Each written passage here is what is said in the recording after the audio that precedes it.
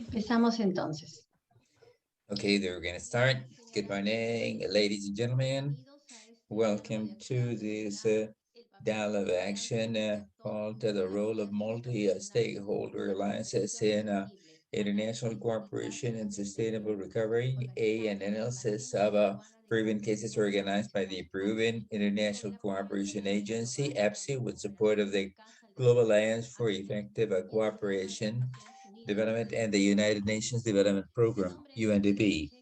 My name is Cecilia Pacheco. I'm in charge of APCI's institutional image coordinator, and I have now the pleasure of coordinating this important international event to exchange experiences and learnings of the multi-stakeholder alliances in international cooperation, in particular the role of private companies in the context of the country's recovery after the epidemic, and in line with the national commitments with the effectiveness for development cooperation for development and international cooperation. We have gathered together in this event representatives from government and private sector, including government agencies at national level, regional and local levels, cooperations, sources, organized civil society, CSOs, and academia. The event today will start with the opening remarks by Mr. Jose Antonio Gonzalez Norris, Executive Director at APCI, and Thomas Gas from the SECO Agency and co-chair of the Effective Alliance for Cooperation. This will be followed by two important roundtables and the respective moderators to facilitate the panelist reflections and also a brief summary of their presentations. The first roundtable is called The Role of Multi-Stakeholder Alliances in International Cooperation and the Challenges and Opportunities for Sustainable Recovery Post-Pandemic in Peru. And the second roundtable is called Initiatives from Industry in the Framework of the Multi-Stakeholder Alliances and the Lessons and Reflections for Effective Cooperation for Development. Finally, we will be listening to the closing remarks by Ambassador Maria Eugenia Echevarria Herrera, General Director for Economic Affairs at the Ministry of Foreign Affairs of Peru. We will immediately open the first block of our event, and we will now ask Mr. Jose Antonio Gonzalez Norris, APCI's Executive Director, to share with us his opening and welcoming remarks. Thank you very much, Cecilia. Good morning, everybody. Mr. Ambassador Thomas Gas,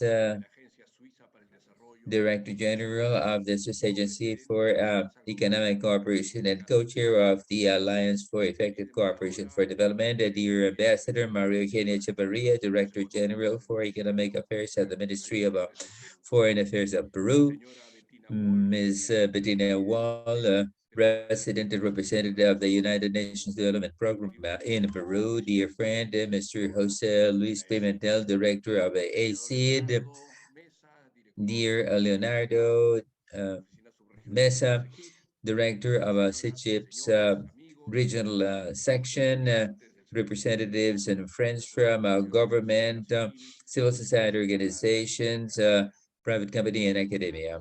It is really a pleasure for me to welcome you and thank you for participating in this dialogue for action on the role of multi-stakeholder alliances in international cooperation and recovery for sustainable development, analysis and cases from Peru, organized by APCI with support from the Global Alliance for Effective Cooperation for Development and the United Nations Development Program. We are pleased to have with us today distinguished panelists from a government and industry that will share with us their thoughts and experiences regarding the multi-stakeholder alliances and international cooperation, in particular, the role of private industry in a specific, especially sensitive moment in the post-COVID recovery and in a context where we should renew our commitment to the importance of sustainable development based on effective development cooperation. It is not necessary to underscore the fact that the pandemic crisis has brought out into light our lacks in the matters of health education, technology, and dignified work, and others, and has increased the inequalities, poverty, and development gaps in Peru, which have in turn meant a move backwards in the implementation of the 2030 agenda. The size and severe of the crisis strengthen our convictions about the need for sustainable development based on uh, building a democratic institutions and obviously a greater participation of uh, players in development, including academia, private, the government, and the importance of innovation that have an impact on the least privileged sectors of our societies. In this framework, international cooperation becomes a fundamental actor for a multi-sector, multi-stakeholder areas that should contribute to the closing of the socioeconomic gaps that have been accentuated by the pandemic and to mobilize the resources required for development. Peru, as a middle-income country, as a condition of a dual country, as a receiver and offer of international cooperation and resources, has risen to the global challenges by promoting types and schemes of cooperation that include all development stakeholders in line with the synergies without leaving behind the importance and the drive provided by inclusive alliances. The relationship with the global alliances does not only mean challenges for international cooperation, but at all private and government organizations that should design mechanisms that clearly recognize the importance of these inclusive alliances, in particular the role of industry as an active agent in finding solutions to standing problems. Precisely the study of the business sector and the sustainable objectives, development objectives carried out by the UNDP in Peru shows that building strategic alliances or partnerships is one of the most effective way for companies to contribute to sustainable development objectives and have a positive impact on society. This study also reveals that working related to sustainable development objectives, SDOs have a close relationship for the capacity of companies to connect with state and government as a key element in achieving successful business initiatives. The bed of Peru for working with the various development objectives based on this multi-stakeholder alliances is included in the Declaration for International Cooperation Policy approved by the Ministry of Foreign Affairs dating from February 2019. The International Cooperation Project towards 2030 that is will be soon enacted. One of the measures that shows this bed is the strengthening of the national decentralized cooperation, international cooperation mechanisms to promote synergies between its members, including government agencies at national, regional, local levels, and including non-governmental organizations, both Peruvian and foreign. Along this same line at our agency, we have promoted implementing a cooperation scheme that will involve several actors, which we have called Multi-Stakeholder Cooperation Alliance for Sustainable Development. A document on trends about cooperation, international cooperation in Peru for 2020. Document back in 2020, we identified a total of 30 cooperation interventions that used this multi-stakeholder for a total of $7.2 million, where private companies, the real effective contribution of industry in these multi-stakeholders projects totaled 46% of a total, almost 50% of the total of executed programs under this multi-stakeholder scheme was financed with a contribution from industry. In sum, we are aware that the contribution of industry and the private sector generally is critical and for the country's socioeconomic development. And for this reason, it is an absolute necessity to build and strengthen the bridges among private and public efforts for the benefit of all. In this sense, I should like to again highlight the importance of the Kampala principles for the effective participation of a private sector in international cooperation for development that the Global Alliance is currently promoting. Finally, given this international scenario that is particularly complex, to which Peru is not foreign, it is important to move towards a more inclusive international cooperation scheme that will strengthen these multi-stakeholder alliances and further strengthen also the joint work by various actors in line with the implementation of the 2030 agenda and coherently with the social diplomacy that has been announced and decentralized diplomacy announced by the highest spheres of government that also seeks never leaving anybody behind. Thanks everybody for participating. It is a dialogue for action in the persuasion that they need to reinforce dialogue and the effectiveness of international cooperation and fostering these comprehensive and sustainable initiatives and the identification for innovative solutions and mechanisms for multi-stakeholder association together with the subnational governments, academia, civil society, and private industry. Thank you very much. Thank you very much, Mr. Director, for those words. And then next, we will invite Ambassador Thomas Gatz from the Swiss Agency for Cooperation and Development and co-chair of the Alliance for Multi-Stakeholder Alliance for Development. Over to you.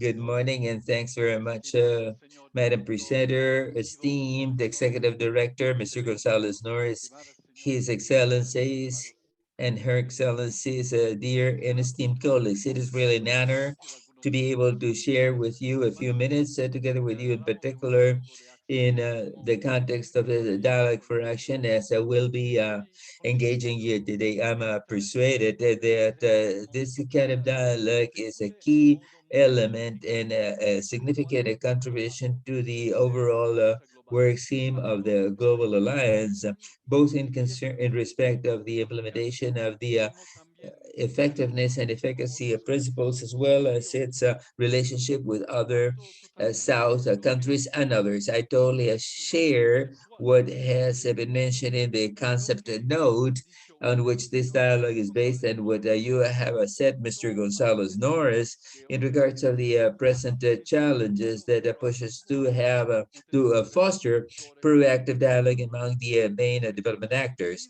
I am persuaded that we can no longer work as we did previously in the past, as in a view of what we are see in terms of economic crises, the climate emergency and the pandemic. We need to find, identify, and promote other types of cooperation and build synergies among the many development actors at various levels, but in particular at country level. In this respect, it is important for a private companies that are recognized as an important development agents provide not only a new source of financing sources, which is certainly very valuable, but are increasingly adopting commercial schemes that are based on the sustainable solutions to face the priorities and the challenges of a country's development.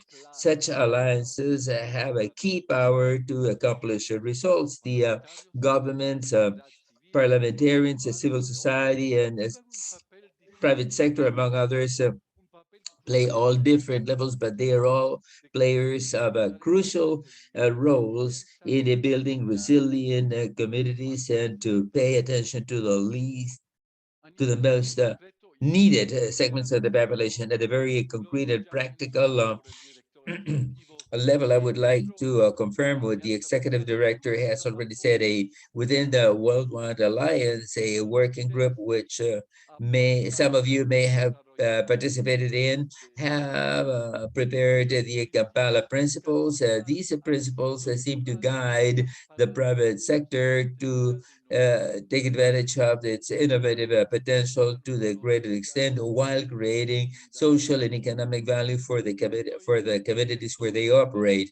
This is particularly obvious in the case of small and medium local companies that operate in a sustainable value chains, are committed to responsible business models that go beyond the traditional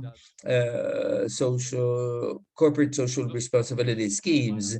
The Kampala principles that provide development actors the tools to involve the private sector in an effective manner in multi-stakeholder initiatives to contribute to the accomplishment of the 2030 agenda and the accomplishment of sustainable development objectives. In these last minutes, I would like to invite you to participate in the summit on effective cooperation that we have organized, scheduled for 12 to 14 December in Geneva. This will be a hybrid event, and it will focus on how a stronger, better cooperation strengthens awareness and changes the way in which we work together.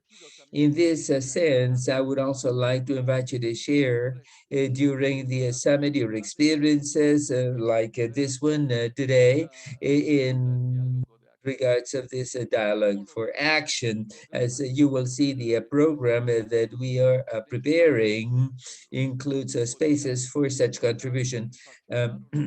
You may particularly be interested in a cooperation with the private sector, another one on the various mechanisms for financing national activities. Another session will deal and score the role of foundations, for instance. In other words, I invite you to register as soon as possible, and it'd be really a pleasure to have the Peruvian government and its partners in development in the event as the summit. Our colleague from the Joint Secretariat of the Alliance, Adan Corral, will share with you a short video about the summit. I wish you a very fruitful dialogue for action, and thank you for your time and attention. De desafíos globales, la pandemia, la exacerbación de la emergencia climática, los conflictos y diversos choques económicos, necesitamos reforzar la confianza a nivel país y transformar la forma en que trabajamos juntos. Las alianzas efectivas que son dirigidas por los países, transparentes, centradas en los resultados y que involucran a todos los socios, son un catalizador para lograr impactos sostenibles y ayudarán a cumplir nuestra visión de desarrollo a largo plazo para las personas y el planeta. Del 12 al 14 de diciembre, los principales actores clave de todo el mundo se reunirán en Ginebra, Suiza, para concretar acuerdos sobre un compromiso conjunto para una mayor acción, un nuevo conjunto de prácticas para una mejor implementación, una forma renovada de monitoreo para obtener más evidencia, una alianza global revitalizada para la cooperación eficaz al desarrollo. Démosle la vuelta al guión para construir rutas sostenibles hacia una recuperación justa y un futuro mejor para todos.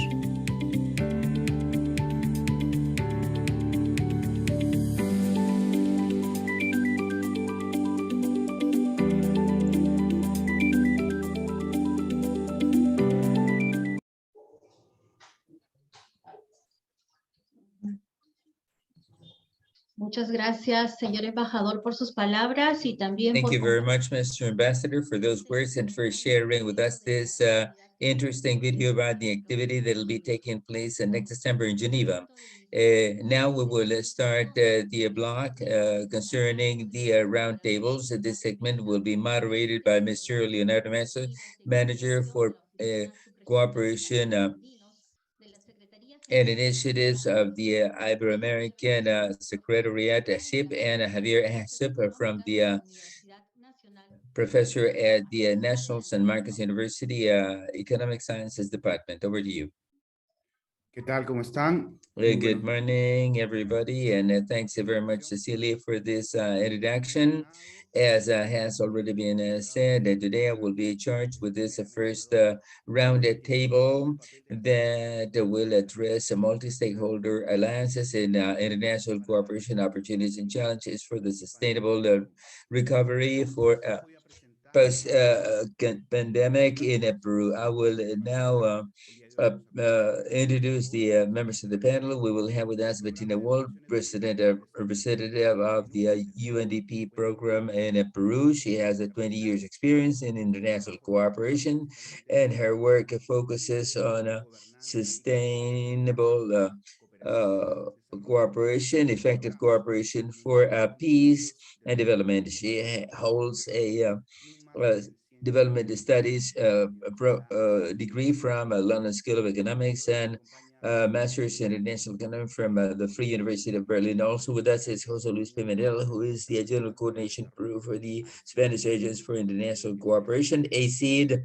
Mr. Pimentel is an architect and specialized in the development issues, and he has over 23 years of experience in international cooperation for sustainable development in Latin America. He has been charged with various technical and directive positions in various organizations, including the European Union and the Spanish cooperation in Guatemala, Salvador, Colombia, Uruguay, and Ecuador. Also, on behalf of the government, we have Mr. Jaime Llosa, Deputy Manager for International and Technical Cooperation of the Piura Regional Government. Gore Pura. Mr. Llosa is an economist and a specialist in international cooperation, and he has 20 years experience in government and has filled technical and executive positions in the Piura regions. He has a master's degree from the International Andalusia University and a diploma from International Cooperation from the Complutense University in Madrid. And finally, together with us is Miguel Cortez Cavieses. She is the director for the Sustainable Development Programs for a Sustainable Peru. She's a lawyer from Catholic University of Peru, and she has a specialty in ethics and sustainability, has a master's in international development from the Barcelona Institute and a master from Queensland, Australia University. My warmest welcome to the members of the panel, and thanks for devoting your time to this roundtable. And I would like to make some in-house administrative announcements. We have 25 minutes for the roundtable, and we'll start by sharing with you some guiding questions so that you can develop this first roundtable. The idea is that you will all be given about the same time for your participation. The last 3 to 5 minutes of this roundtable will be used by myself to highlight the most important issues in this thinking and try to identify the points of convergence among these various opinions or the challenges for the future as well. So once again, my welcome to everybody, and let me repeat the topic of this topic, that is the role of multi-actor, multi-stakeholder actors in the post-pandemic recovery of Peru. Perhaps we could start by explaining what do we understand by sustainable recovery? What should be the scope of such a sustainable recovery?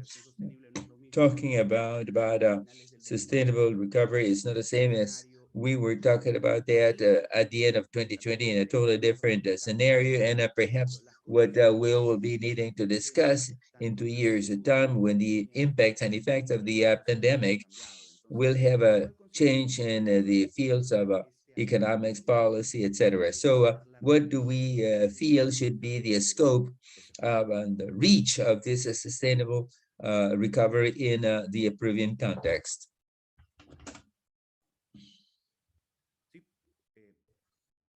Pueden comenzar a participar, no hay ningún orden en particular.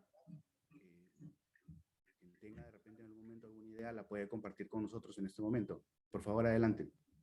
You can start talking. There is no specific order for your presentation. Thank you very much, Leonardo. I had a brief presentation prepared. I don't know prepared if that's a okay short presentation. Perhaps to I respond to that could question. show it, Yes, share please, it go with you ahead. for this Thank presentation. you very much. It's a real honor to be a part of this first roundtable to talk about the challenges and opportunities of multi-actor alliances for sustainable recovery in Peru.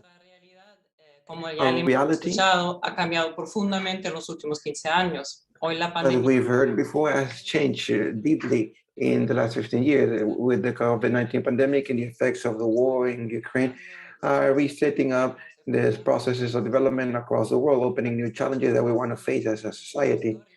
We are then facing a historic recession and without precedent worldwide. The perspectives of the global growth for that year have been reduced from 4% to 3.1% only from January to May of 2022. In that context, countries are looking to implement measures to profit off of their impact. And for that, it's fundamental to take into account that the different agreements and the global agendas approved by countries will allow us to move forward to a recovery in a more wholesome manner, tackling the different dimensions of development. Out of that, it's important to highlight four. In first place, the 2030 agenda, and the objectives of sustainable development that have been adopted by worldwide leaders in 2015 to face the big challenges of the world, such as extreme poverty, inequality, violence, armed conflict, migration impact, and climate change in our planet. 2030's agenda proposes to reach sustainable development without leaving anybody behind, involving all of the stakeholders, even the private sector. And in effect, in a pandemic context, the contribution to companies in the 2030 agenda is more important than ever, with the means of reaching to our sustainable development that is also resilient. In second place, the agenda, the live agenda for 2015 that establishes the foundations to implement the sustainable development agenda that the member states of the UN assume as environmental matters, change the Kampala principles, guiding collective work to make associations with private sector more effective in the cooperation for development. And finally, the Paris Agreement will provide countries, developed countries, a route to help countries under development to mitigate and adapt to climate change, creating a framework for control and information that's transparent about the climate objectives of said countries. But what are the challenges have been established in Peru due to the pandemic? In that context, how do we move forward a multi-actor, multi-stakeholder agenda towards sustainable development, having 2030's agenda as a compass? The pandemic has backed us up importantly in landmarks in Peru. According to the INE, COVID-19 backed us up 30 years in our fight to poverty. Between 2019 and 2020, poverty reached 30.1% of the population. 10%. Si bien there's inflation of 10%. If it's true for 2021% reduced to 25.9, it's still greater in 5.7% facing monetary poverty of 2019, equivalent to the poverty of 2011. COVID-19 also has established inequality in establishing and worsening the problems that we had before the pandemic. We were able to be witness that 65% of the Peruvian households, meaning 6 out of 10 households, were already vulnerable, registering at least one of those vulnerabilities: food, nutrition, and labor, financial, or hydrological. And we have put in evidence that 46% of all the national corridor is of high vulnerability or really grave vulnerability that worsens according to the Perú rural pierde poverty levels. 33 millones de dólares In this context, Peru loses $73 million every year due to natural disasters. Another important challenge, and as important as what I've mentioned that has been increasing during the pandemic, is gender violence. Only during our quarantine, the calls to a line 100 for women protection doubled. And all of that needs to be added up to the index of corruption in Peru has increased in 2021, placing among countries that are in the position 105 out of 180 of government corruption ranking. As we see, we have a huge challenge ahead, and this gives us an opportunity of reimagine and rebuilding a future that's more sustainable based in human rights, taking and having people in the center, in the core of it. And this opportunity demands of us a new way of relating with each other, companies, internacional governments, para el logro de un desarrollo sostenible. societies, and with international cooperation to obtain and achieve sustainable development. In that framework, let me cover three aspects that I consider opportunities, important opportunities in the efficient collaboration for development and can guide this new way of collaboration to face the challenges of the country, the need of forming new alliances, the importance of collaboration for innovation and digitization, and the promotion of a focus with people that is people-centered. First off, to face challenges, we would need to generate new alliances where private sector has a fundamental part. Private sector doesn't just contribute financing wise, but contribution and innovation in the private sector are great engines of productivity in the financial growth and employment generation. But at the same time, we are hoping for this private sector to be Promover y dynamic and proteger los derechos efficient. laborales, sanitarios y ambientales. This should promote and protect labor rights, sanitary, environmental rights. As of today, we can see that we have important advances in this new alliance generation methodology to achieve our mission. It's important to recognize that what companies provide goes beyond only financing, and each time more and more companies are working at multi-stakeholder level to share their expertise and to influence in their own areas of experience. An example of this new alliance generation is No Estás Sola, You Are Not Alone, a joint initiative that started at 12 months after the pandemic initiated, and it was promoted by the UNDP and the Ministry of the Women and Vulnerable Population with the support of Spanish cooperation and with the participation of multiple companies from the private sector. You Are Not Alone, No Estás Sola, launched a really good communication campaign to sensitize about the Y acercar los women canales de violence atención del Estado a la during ciudadanía. this context, and responding to channels of attention to citizenship. This effort was able to be conducted thanks to over 50 companies, 59 companies that will establish a communication in the national channels like Centro Sur that joined us, is going to join us in the second panel. The second aspect that has to do with the role that companies might have to promote innovative solutions and disruptive solutions to complex challenges and interconnected of our context. Companies are moving towards new ways of doing business, like green economy, circular economy, and low carbon economy that are able to protect the environment while generating prosperity at the same time. And it's that reason why companies wanted to optimize the components of the value chain in an isolated manner, but now it's recognized la cadena de forma integral. a need of working the value chain in a wholesome manner with a focus on networks. The collaboration is a new advantage and the new competitive advantage of companies, and they catalyze these innovation processes. A concrete example of that collaboration for innovation is the Innova tu Mercado initiative promoted by UNDP. Innova tu Mercado is born as a platform that's made out of public institutions, private institutions from the academic sector and civil society that look after joining the businessmen of the replenishment market, the regular market, towards a digital transformation. Since 2022, this platform has been working alongside 17 markets in different regions of the country. And we've been able to achieve what so far? We've impacted in over 9,000 business owners, and 60% have seen their income increasing.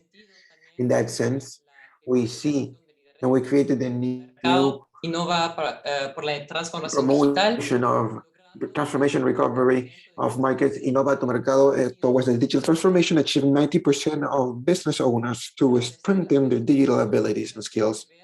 And the third aspect that I would like to share has to do with the motto of 2030's agenda and the principle 5 of Capala, don't leave anything behind. Under the focus of human rights towards people as the core of our attention, our proposal to optimize investment to improve lives in a collaborative and cooperative manner is to understand people first from the territory itself, and with a focus that would allow us to decrease their vulnerabilities.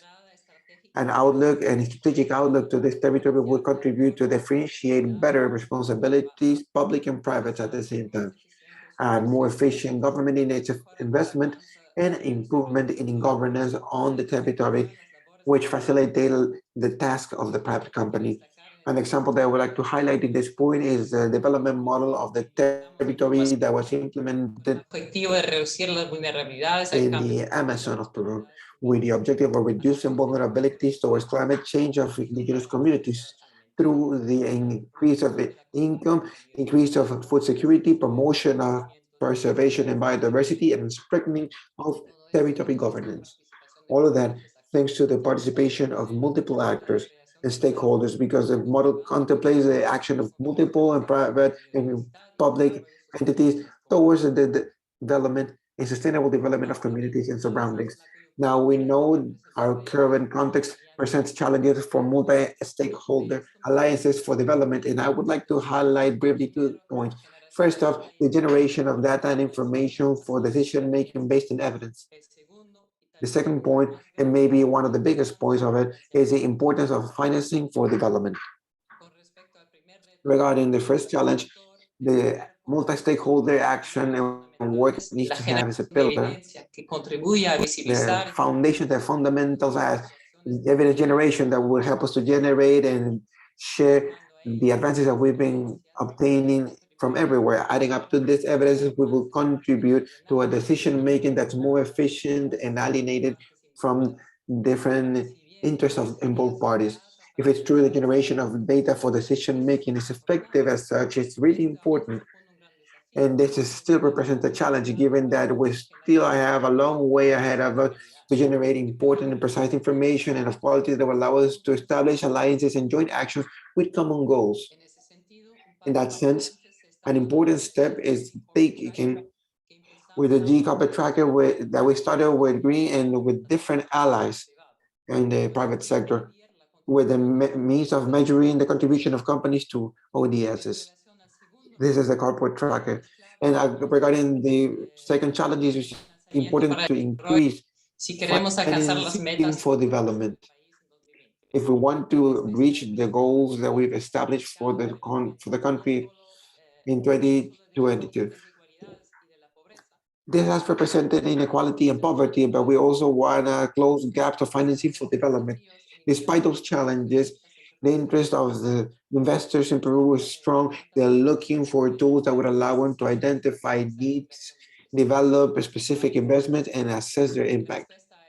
In response to that, from the UNDP, we've created an investment map, ODS, as a tool or market intelligence that would identify opportunities of investment in emerging markets that have a significant potential to promote ODSs, where we get together the need of development, national priorities, and financial return. On the other hand, we also need or have the importance of generating new mechanisms of financing that will keep active this private sector, such as public-private associations that's been promoted by UNDP alongside different stakeholders. And to finish, from the United Nations Program for Development, we see a great potential for multi-stakeholder alliances with a great participation of the private sector, the participation of this company, since this new focus doesn't necessarily mean a bigger investment, but a more strategic investment articulated and with an impact for nobody to be left behind. Thank you very much. Thank you very much, Bettina, for your presentation. I think it's been really important. It has answered many questions that have been focused and pointed out to this roundtable. I appreciate and thank you for your participation. Now we'll open the mic to the representative of APCI, Mr. José Luis Pimentel. Please, Mr. Pimentel, the floor is yours if you have any comment or any presentation, maybe. We hear you out. Thank you very much, Leonardo. First off, I would like to thank the Peruvian Agency of International Cooperation, to also the United Nations Program for Development. I would like to thank you for the participation in the space.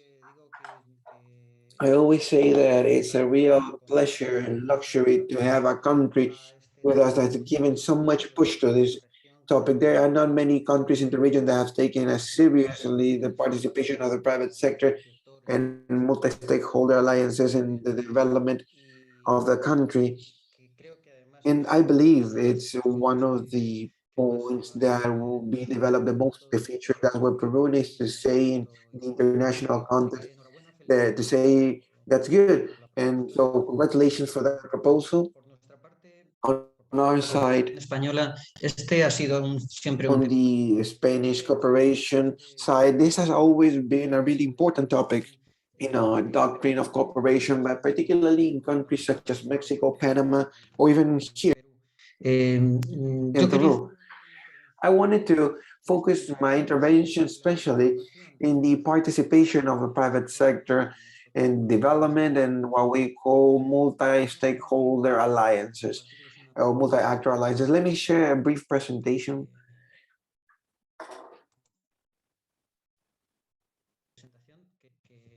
I believe that after hearing UNDP's interesting presentation, I'm about to not do mine, but I think that it will guide me at least in my own intervention, especially because I don't want to repeat myself too much about how important it is the participation of the private sector in this 2030 agenda and in our sustainable development goals.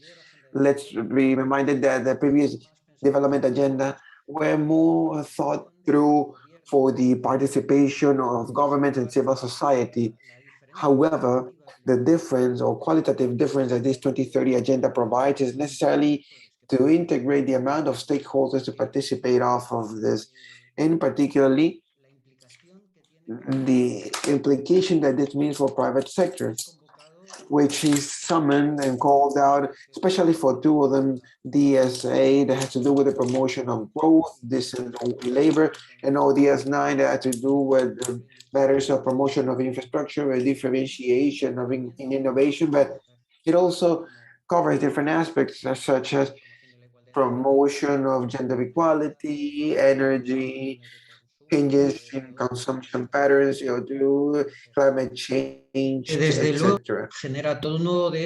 And it generates a knot that tries to move forward towards the ODS 17. And this is actually a field where it's the first time that all of the cooperation agendas and governments and states, companies, civil society will have the same focus. And I think that this is something that we haven't taken advantage of quite as yet.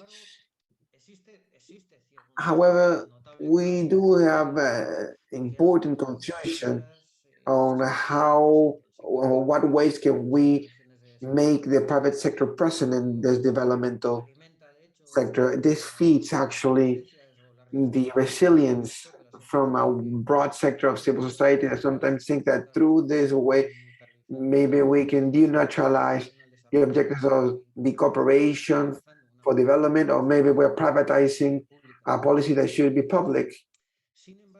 However, we have many benefits for development that participation of the private sector represents. Private sector can contribute to provide a richness in the corporation policy can broaden the mobilization of resources, capacity to development. And in the other hand, many times the technical capacities of management, technological management are not quite always there for public stakeholders or NGOs, but rather the company's provision can be a generation of value or value generator enriching the interventions of development, meaning that it's not as much a matter of establishing that the company should quit the promotion scope, but it's not as much as to establish that the company should quit its benefit purpose when operating in the scope of development or making it pass as philanthropic type of actions, but in a way, we don't want either to ask corporation companies to quit the promotion benefits of development to put themselves at the service of the multimedia goals or the internationalization purposes, meaning that getting together an economic or financial interest of the market should be compatible with what the development agencies have within their goals of fighting against poverty, right? So all of this should be made out under specific criteria. And this is a bit of what I think is more important to work with this type of interventions. The criteria regarding objectives of additionality, compliance of standards, and human rights. First off, the actions should pursue these development goals. And it's clear, and it's important to always say this. Second of all, we should always have an additionality of resources, meaning we should prove that we promote private resources.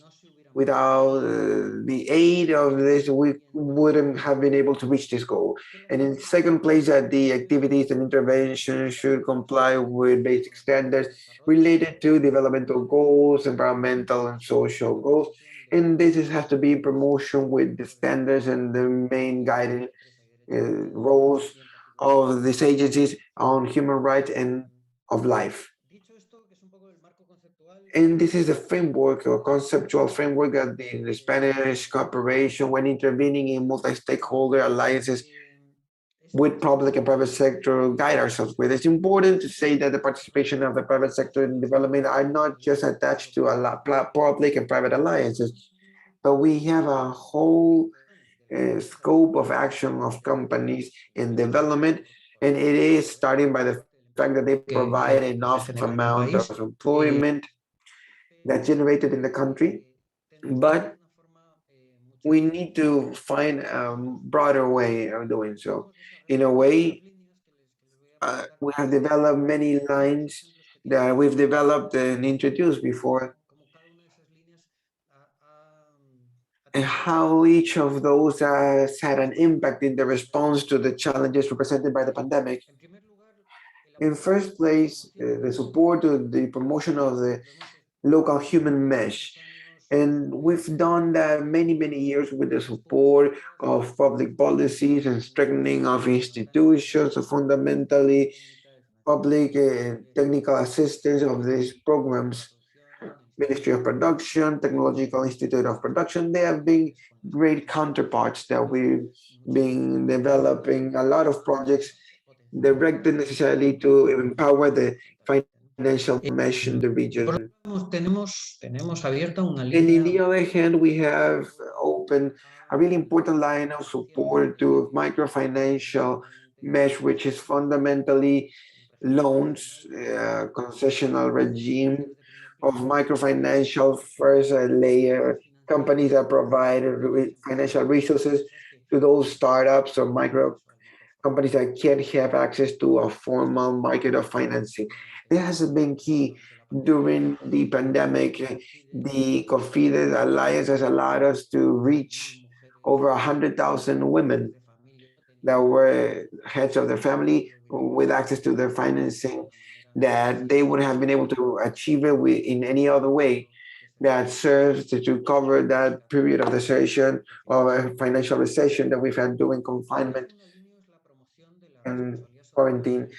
Well, one responsibility or corporate responsibility de expresar el compromiso. It's one thing in the way to express and to show that commitment that companies assume with the environmental and social surrounding is deployed to these programs of social and corporate responsibility that we've tried to promote, empower through a really important alliance that we have with the Spanish Chamber of Trade, with sensitization, the making of its guides, etc. But also with the collaboration of business or private foundations. And in Peru, we have around 10 Spanish foundations of Spanish companies that you can see BBVA, Santander Bank, Telefónica, and several others. The collaboration of joint projects in this business environment that have some budgets even bigger than our agencies or corporation has been really important for them. They have pretty clear objectives of development, but many times they don't know how to land them and they don't know how to build those mirroring actions with the private sector or the public sector. That's how we want to provide, or what we want to provide when we want to achieve this public and private collaboration. We wanted to highlight also the collaboration with our in business organizations, with guilds, particularly the Spanish Corporation in Peru has an alliance that's really close with the Chamber of Commerce. We've just started a really important alliance with the Lima Chamber of Commerce, and this alliance with the Spanish one has promoted impacts and improvements in many scopes, and particularly in 4 of them. Around how is it structured, this chamber that works with a series of committees and participation with companies, NGOs, civil society, and cooperation around matters of social responsibility in an annual forum that we call the Visiones Forum, that's been established in matters of cooperation, development among, and triangulation with the state and civil society, and for committees it's the same thing. It's been really, really important to promote now gender equality among companies, the support to the ministry, and agreements with the prosecution office when laying off women that are victims of violence. This is an important line as it is, and we have several women that have been inserted to the working system with in the prosecution's office registry, and we've been really happy to understand that we've helped to generate a channel of dialogue. We've done this without money, just based on building alliances and meetings and agreements and establishing common interests. I would like to highlight also all of the innovation matters that we've developed with the chamber, with companies, how to transfer the technology in the different sectors has been really important in the Peruvian sector. And an important line that we are developing in matters of company and human rights in alliance with the Vice Ministry of Human Rights. And now we're really focused into getting training and information to public companies of Peru. With the Chamber of Commerce of Lima, we are just starting an important line in support of prevention of violence in the private sector. This is really important because companies provide protection to life of many women, and that's why they're also responsible for the improvement and the respect to the rights, not just to fight against work harassment, sexual harassment, but also to identify and follow up on possible violent cases of women that work in these companies. For this, we need a lot of many mechanisms and instruments, a lot of collaboration among different actors that are in the scope of civil society, of academia, and private sector. We also have a line that I always like to include it, that is developed by our Ministry of Trade through the Ministry of foreign trade, and this focus in businesses from the bottom of the foundation of the pyramid up, from the most vulnerable sectors of the population, which are the generators of initiatives and startups. However, both activities are developed through adapted methods of ways of life and capacity of income. So inclusive businesses are those that try to accommodate to the entrepreneurial model to this ways of life or qualities of life that we find with people. What we have with this initiative is to find a common ground and to put consumers and producers in origin in an only one level to generate alliances. And finally, I wanted to stop a bit.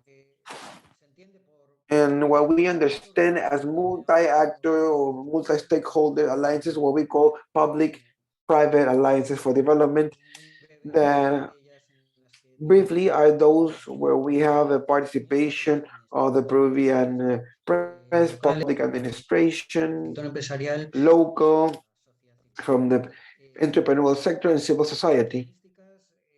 Its characteristics when building these alliances is that it's focused in establishing a common objective of development. And it's a part of a process, a lengthy process, and it's an important part also of the construction of this alliance that takes us to the definition, joint definition of responsibility of each stakeholder of the alliance. And that's why we assume risks in a shared manner in the success and in the failures of these alliances. Spain and the Spanish training was put in March years ago, and the multi-stakeholder alliance that's been really consolidated in the country, I think it was this public-private alliance for development for the Acabamba region, in which we participated, or the Spanish Cooperation Agency participated, coordinating all of the alliance with an important group of Spanish NGOs that work with the Peruvian peers. 3 big companies, Telefónica, Santillana, BBVA, municipalities, and the joining of the Peruvian Agency for Cooperation as well.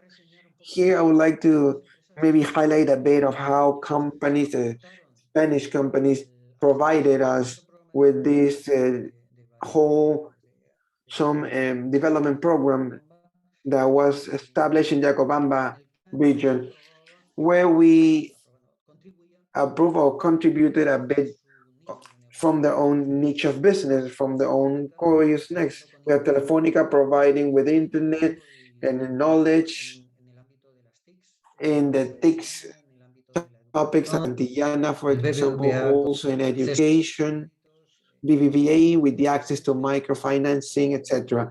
NGOs from the knowledge of the territory knowledge, community collaboration, gender matters, etc. And one of the lessons, or one of the assessments that we've developed that's rather good, one of the lessons learned is that we need to know really well from the beginning, where are we heading for the cost of transaction, and the cost of establishing an alliance is not as expensive. We've taken too many years to be in this project for sustainable development that has taken all of this time, and we need to agree upon these things. So how do we improve? We had to start from the beginning. We need to clear ourselves up about the language, to establish a common language where we all understand what are we talking about, because many times the private sector doesn't speak the same language as the civil society. So just to finish off, I'm sorry, I think somebody has a mic open. And just to finish, that the 2030 agenda is for us an incomparable framework that where collaboration with public and private sector can respond to many of the challenges that we face, especially in this recovery context in the pandemic. This collaboration should be held under specific standards of quality, environmental, society standards, and in respect of human rights, which are the guiding methods of our public methodology, not just for the public and private alliances, but also for the building of local social mesh building. And indefinite, this is a battery of instruments that can help us to generate better and more impact in the country. Thank you very much. Thank you very much, Mr. Pimentel, for your presentation. And next, we'll be listening to Mr. Jaime Ayosa. Welcome, Mr. Ayosa. Once again, you have about 10 minutes for your presentation so that all the participants in this panel can also share with us their viewpoints. Over to you, Mr. Ayosa, for your presentation. Good morning, everybody, and thanks very much, Mr. Leonardo Mesa, for the presentation. I will be sharing with you my slides. Can you please share my presentation?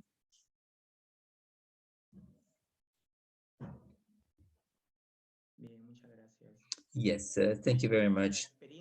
The experience we have in the regional government of Peru is an experience that we have gathered thanks to the support of several organizations. Even before the pandemic, we were already working along the line of building alliances with several organizations, and has helped us to gain some experience and learn lessons that have helped us to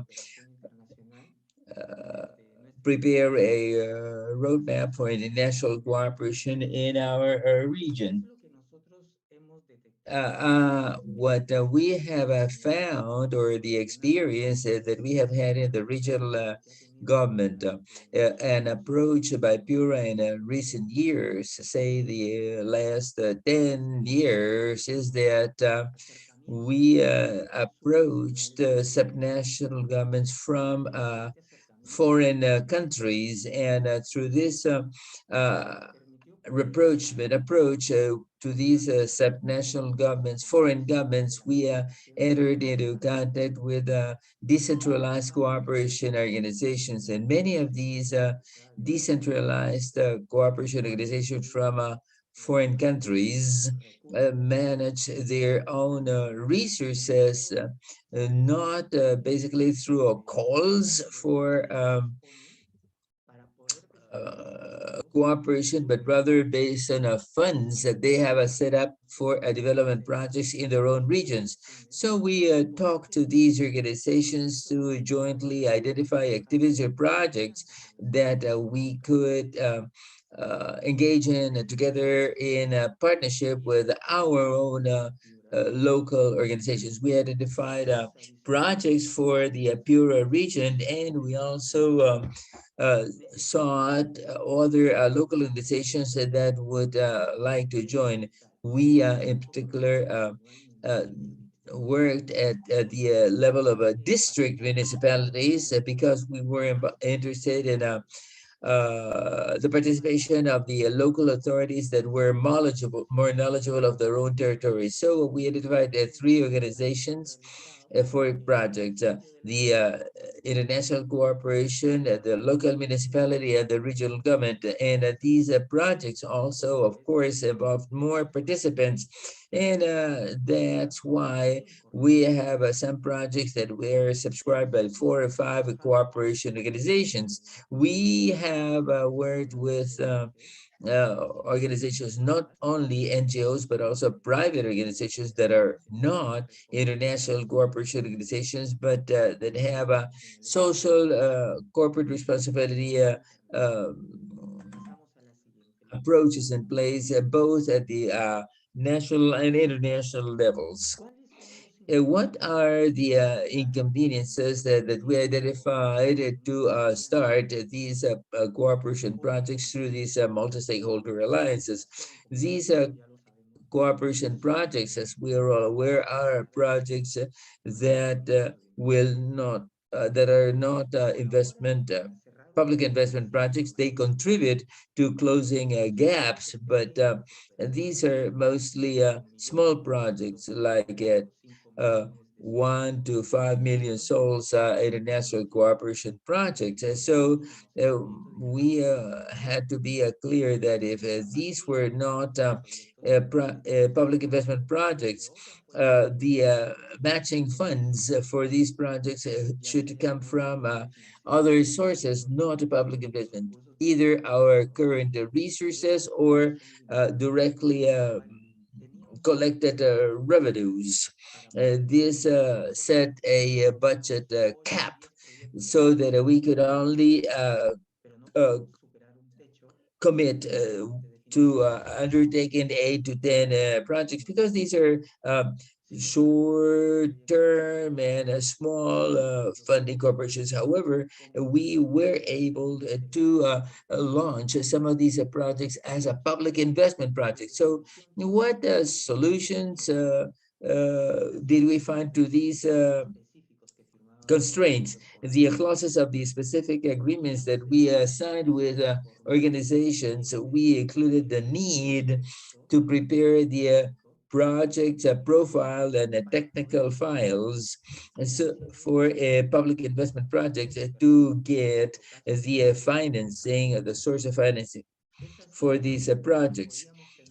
So we could have investment projects with multi-stakeholders partnerships using our own resources and the oil royalties and other sources. In other words, we could have access to more sources of financing than previously. However, there is another option that we have identified that we could that we have used in Peru, and that could be available to all regional governments across Peru.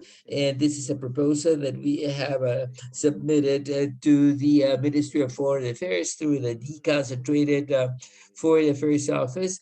This is a draft law to set up the Regional International Cooperation Fund for regional governments that will allow us to accept or utilize international cooperation projects with several organizations of decentralized cooperation and official cooperation. This draft law, this bill is a first cousin of the pro-compete law already enacted in Peru that allows regional governments to allocate part of their budget to undertake certain activities. This is the International Cooperation and Regional Fund Law. Our experience in these international cooperation projects has led us to some successful experiences to have international and national allies for high impact projects that are articulate and complement with both the public and private sectors. So cooperation, international cooperation of funds that we work with involve international cooperation organizations, municipalities, enterprises that have a corporate social responsibility approaches, and academia. Basically, universities prepare thesis for research for each of the cooperation projects. This creates innovation, growth, and research for these projects, and the students also learn about the development projects that are available for implementation. typically decentralized international cooperation projects that we have been able to move forward, share an interest in innovation, science, technology, environment, and productive development, and strengthening and capacity strengthening. That are the main areas of interest of the organizations that we have discussed. This is a lesson that we have learned, and that we are still working with multi-stakeholder actors agreements, and we now coordinate with the municipal savings and loans through certain corporate social responsibility projects to prepare projects that are of interest both for those organizations and ourselves. Thanks very much for the time that we have been given to share with you some thoughts from the regional government of Peru in regards to international cooperation. Thanks very much, Mr. Joseph, for your participation. Next, we will be listening to Micaela Cortez Cavieses from Sustainable Peru, Sostenible. Hers will be the last presentation in this block. Good morning, Leonardo. Good morning, everybody. I'm very pleased to be able to share this space, and to start in our dialogue, I would like to mention a little bit about our organization. Peru Sustainable was born 27 years ago in a very, very difficult times in Peru, where this shared development vision would be guiding us, and in our efforts to create a fair, democratic, and peaceful country with a view at 2021. And precisely last year, we renewed these basic ideas from their founders, and created Peru Sustainable. We are now the private sector companies network to foster the change efforts, the participation of our companies in these change efforts. And it's important to have a clear orientation, which are encompassed in the Sustainable Development 2030 agenda. And that's why the work of United Nations that we will be getting into more detail later, because it provides a dual connection that legitimates our efforts to mobilize the sector, private sector that we relate with. Our more direct experience in this respect has to do with the sustainable development objectives that I am pleased to lead, that go hand in hand with the sustainable development objectives of the United Nations, that is born from synergies and an alliance with the United Nations system. The idea behind this is how this partnership can further motivate and mobilize the private sector. This effort started back in 2017, and in particular, it was particularly interesting to hear Bettina from the UNDP's office in Peru how to mobilize companies and citizens to move towards the achievement of sustainable development objectives, SDOs. Although the overall objective is to move towards this objective with the companies, we have also a parallel objective, which is to measure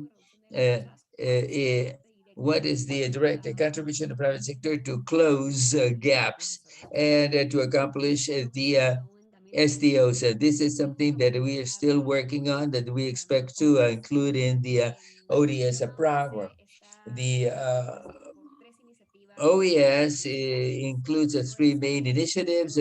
First, Peru for the ODS development, sustainable development objectives, where all players from a private sector propose initiatives responding to these sustainable development objectives to create a dynamic map that rewards, that promotes and rewards the best initiatives. The private sector has included KWG and a partner in the Princess and El Comercio Daily.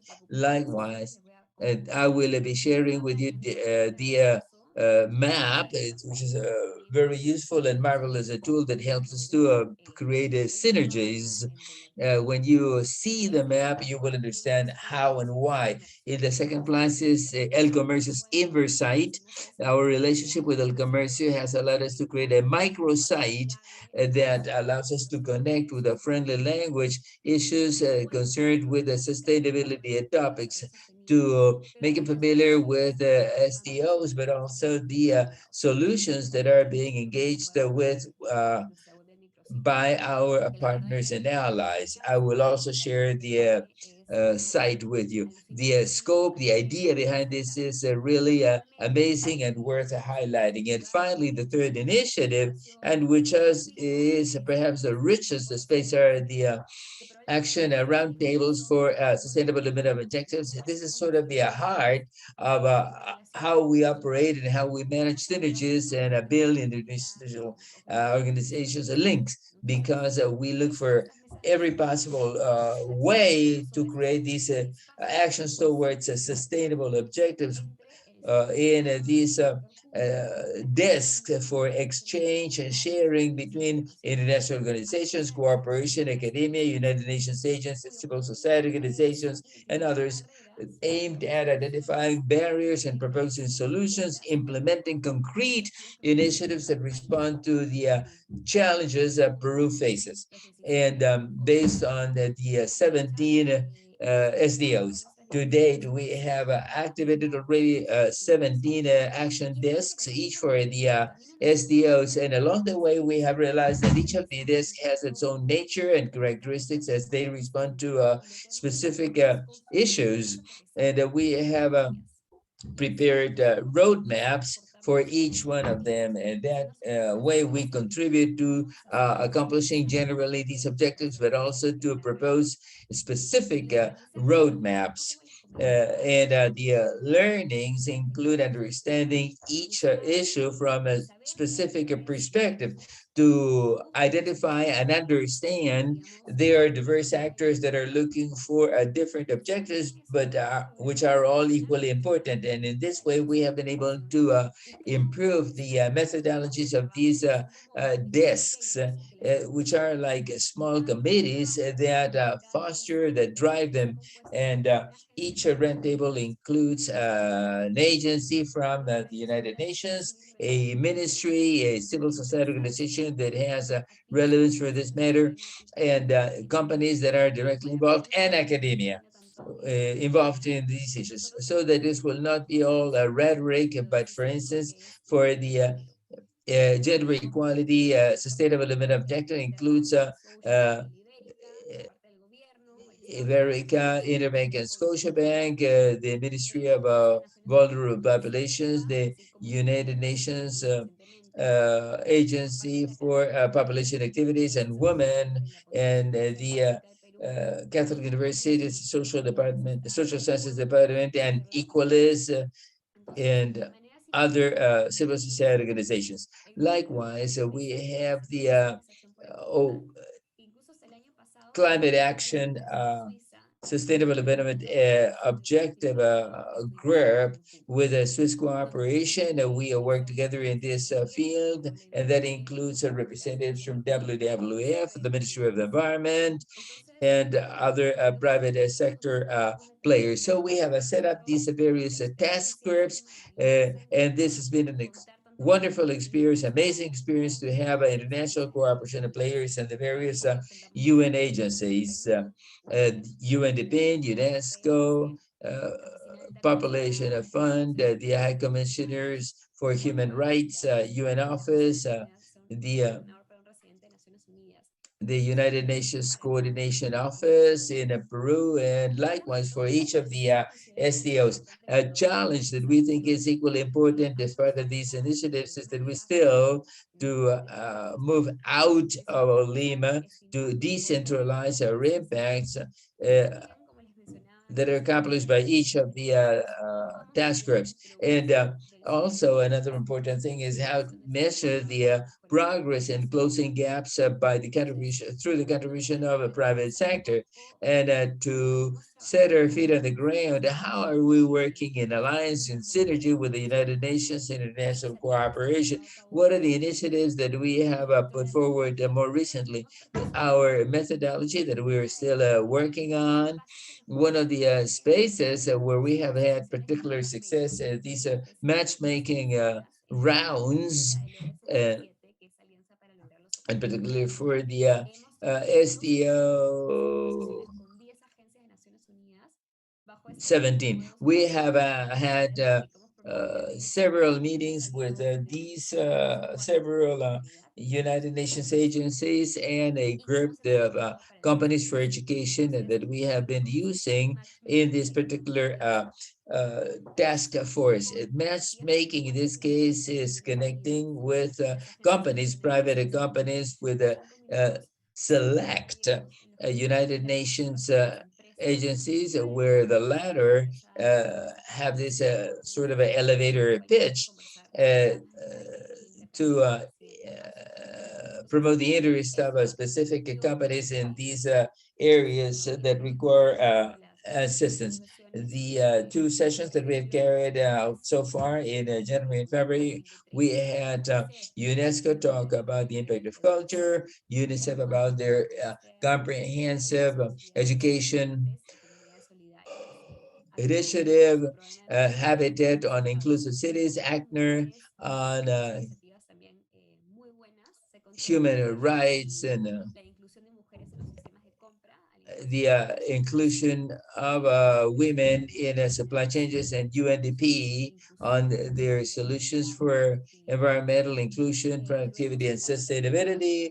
We have had also the Environmental Agency present their very interesting presentations, FAO, also on a sustainable food system. But basically what we have realized is that there is a great interest in the private sector to build these alliances with UN agencies. This is something that we hardly imagined a few years ago, but increasingly we realize that these synergies are growing and expanding between international cooperation and a private sector that wants and seeks to be particularly active, how to contribute to the various issues that we face in our countries. All this information was included in our first report published last year, and you will see in this report all this information that I've just mentioned briefly. And I think it is also important to say that we want to further leverage the impact of private companies in Peru. We want to continue leveraging synergies. We feel that articulation is a key. We feel that we are an articulating, connecting entity, because we seek the continued cooperation and a connection between the private sector and those organizations and platforms that are doing things well. And we have to tell the private sector that they do not have to start from scratch, that they have to take advantage of what's already there, and that will multiply our impact. And this is also possible in a decentralized manner and using appropriate measurement tools. And to conclude, the crisis that we have been through, like the pandemics or the crisis of institutions in Peru, are painful and create some sort of a chaos, but also they push us to find faster solutions and more innovative solutions. I will therefore invite you to join us and to work together to create a more sustainable and more just country in Peru. Thank you very much, Michaela, for your participation and your comments during this dialogue. As I mentioned earlier, now I will quickly summarize the views that have been shared by the panelists and perhaps highlight some of the most important issues. I think it is important to highlight the call to building alliances. There's been some repeated mention to the role of a private sector, to SDOs 8 or 9, and the participation of the private sector in development should go beyond mere corporate social responsibility, and it'll create a commitment, a true commitment for social development. We know also, as is mentioned in the Global Pact, that companies can prosper in a prosper and healthy environment to assure their long-term growth. I think this is an important initial issue that has been mentioned coincidentally by all the speakers. Also, there's been a call for the importance of research mobilization and the involvement of companies without giving up their main effort to objective, which is to create a profit. This is something that should not be forgotten or left aside. It has also been important to see that from the point of view of a government and state, it is important that multi-stakeholder partnerships like international cooperation developments for sustainable development do not necessarily close gaps, but do contribute to development. And it is important, particularly when it comes from the state, because makes it clear that corporate social responsibility and our development initiatives from the private sector is complementary to development objectives. The main responsibility lies in the state for closing these gaps. From the viewpoint of the state, there is obviously therefore a commitment that these alliances will involve all the stakeholders in development efforts, and that this should be done not only at regional level, but also to include regional, local governments and municipalities that are closer to the people, that can more clearly identify issues, and also to involve a civil society that clearly is a player that has the necessary expertise to address social issues. Also, from the viewpoint of private companies, there's been a clear mention to the 2030 agenda, and there was mention to the fact that this agenda legitimizes companies' initiatives. This is clearly very important because this reference framework, this document, is typically used by cooperation agents and state. But now there is a new vision because the private sector also can use this as a reference framework to assist them in their labors. Also, it was mentioned that there are these 17 desks addressing various SDOs, and that's important not only for the SDOs, but also because it shows that there is a comprehensive view of the efforts that are needed at these dialogue spaces that are typically promoted by state and government are evolving. We are reaching not only a dialogue spaces for the sharing of ideas and experiences, but also somehow to become more proactive, to perform an articulation and promotional role, as was mentioned. There is this matchmaking or these business rounds that allow to identify the players that have a specific that have a greater possibility of implementing these sustainable development tasks. It has been important also to see that there is an overall convergence in what concerns innovation. All panelists have mentioned the importance of innovation, and this is even more relevant in the present situation in Peru, a situation context of the post-COVID recovery, where there's been a strong impact on health. The Peruvian state needed to prioritize a certain cases of health care, focusing on the COVID-19 pandemic and leaving other health issues aside. Many companies also have had to go through changes in their business models, and some were even forced to close. So in this overall context, it is very important to talk about innovation, how we could build inclusive strategic alliances, comprehensive alliances to tackle these issues. in Peru. So basically, these are my final remarks about this roundtable. Thanks to the panelists for their participation and the audience for their time and attention. Thank you very much. Thank you very much, Leonardo, and good afternoon.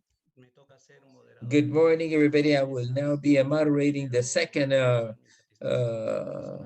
roundtable. In the first place, I would like to share with you my gratitude and satisfaction for joining this panel of experts. And this second round will discuss the initiative of private sector in the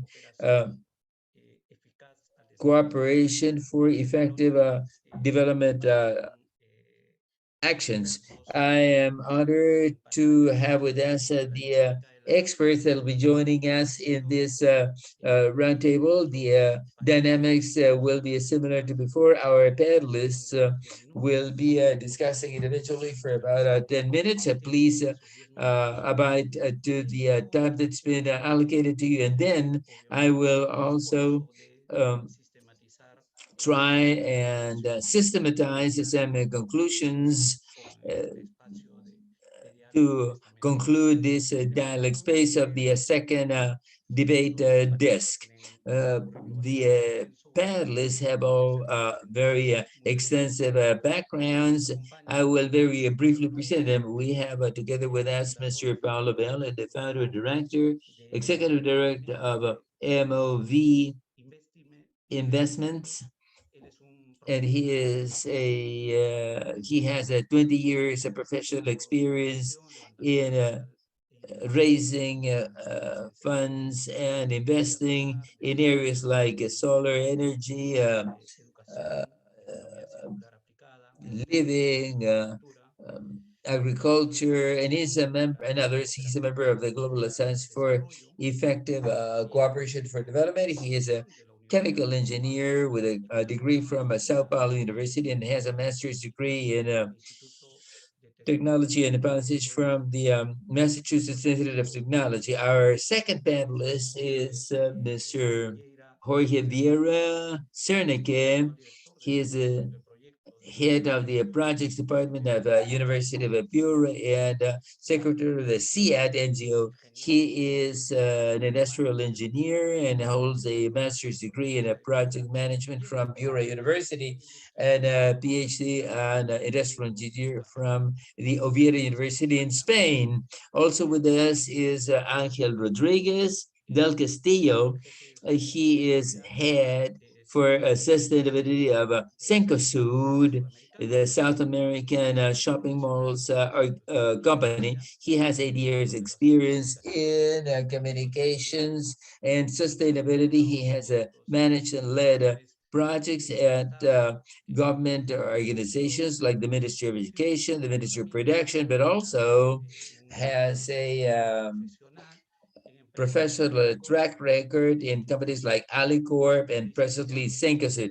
He is a licensee in communication sciences from San Martin University in Peru, holds a master's degree from Harvard University, and has already done various specialization studies. Miguel Vargas, our fourth panelist, is the general manager, CEO at the Banks Association of digital payments in Peru and the Peruvian clearing house, electronic clearing house. He has previously been a finance manager at the Bank Association and held managing positions in banking and insurance companies. He has a master's degree from London University and also a master's degree in philosophy, ethics, and politics from the Antonio Ruiz Gal University and has a BS from Peru University on business management, an MBA from business management. And our fifth panelist is Jimena Gil. She is the head for public affairs and sustainability from Telefónica del Peru. She's an expert in strategic management focusing on sustainability and has over 10 years experience in designing and managing indicators for social programs in private sector. She's a communication specialist from Catholic University and has a diploma from the Adolfo Ibáñez University of Chile on communications, and has studied in high social responsibility. And from ESAN University, she's personally studying a management and social management and master's degree from Universidad del Pacífico. Without further ado, over to Paolo for his presentation. And if you have a screen you may share, you may do so now. Thanks very much, Javier. Because my Spanish is not satisfactory for this audience. Apologies again, but I wanted to share with you. Please tell me if you can see my presentation, if this is okay. I have prepared for you today an example, a concrete example of a private company that works towards achieving SDGs here in Brazil. We are Move Investimento is an impact investing manager, and we have been investing in Terra Nova for the last 10 years. And what does Terra Nova do? Terra Nova works, sorry, I'm going to reduce the size here so you can better see the presentation. Yeah.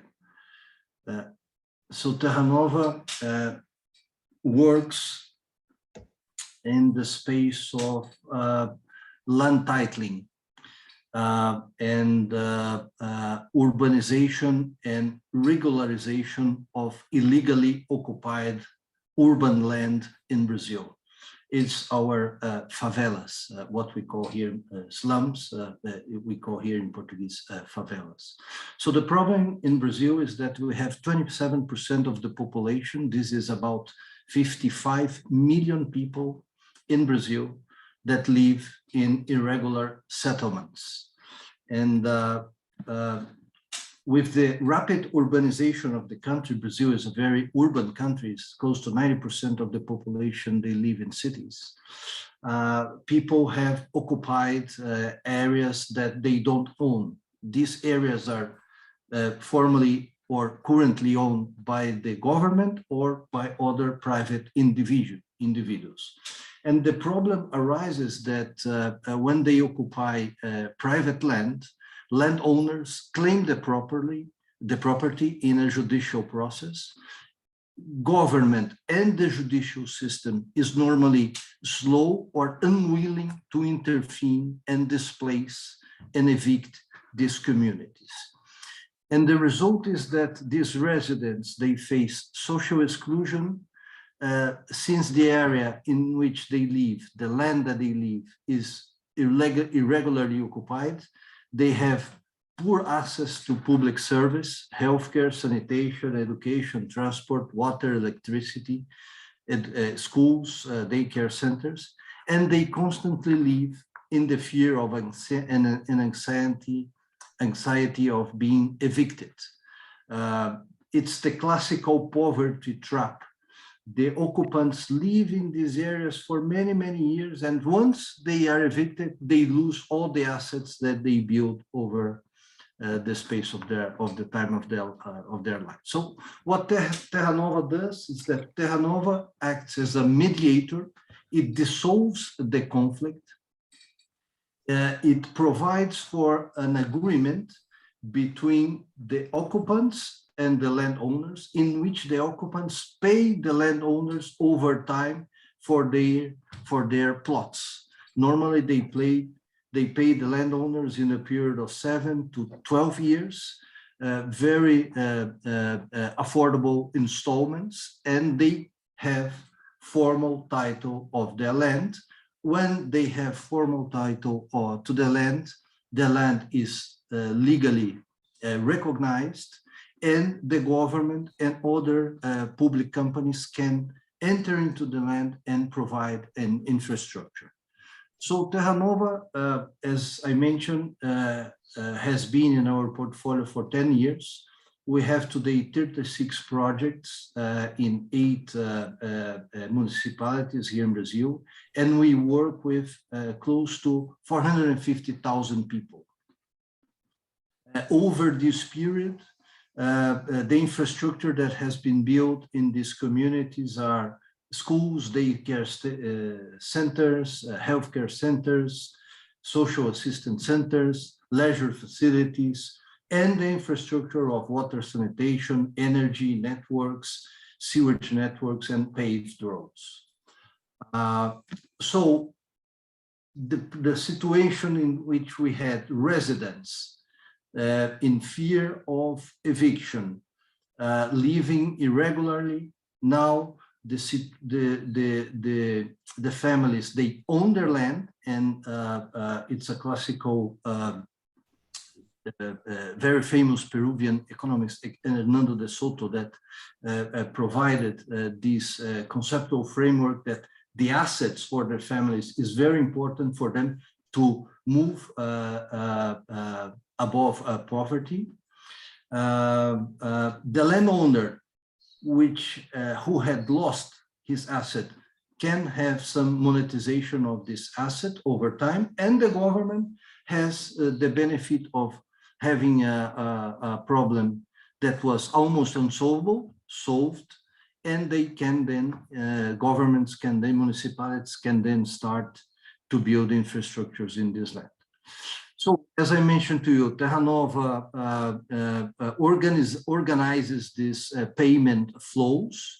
Landowners normally have 60 to 65% of the cash flows. Terra Nova gets between 30 to 35%, and lawyers and social action funds get 5%. So Terra Nova is a for-profit company. Here's some pictures, what we had before and after regularization. Terra Nova has been widely recognized with a series of prizes. Harvard Business School wrote 2 cases about Terra Nova.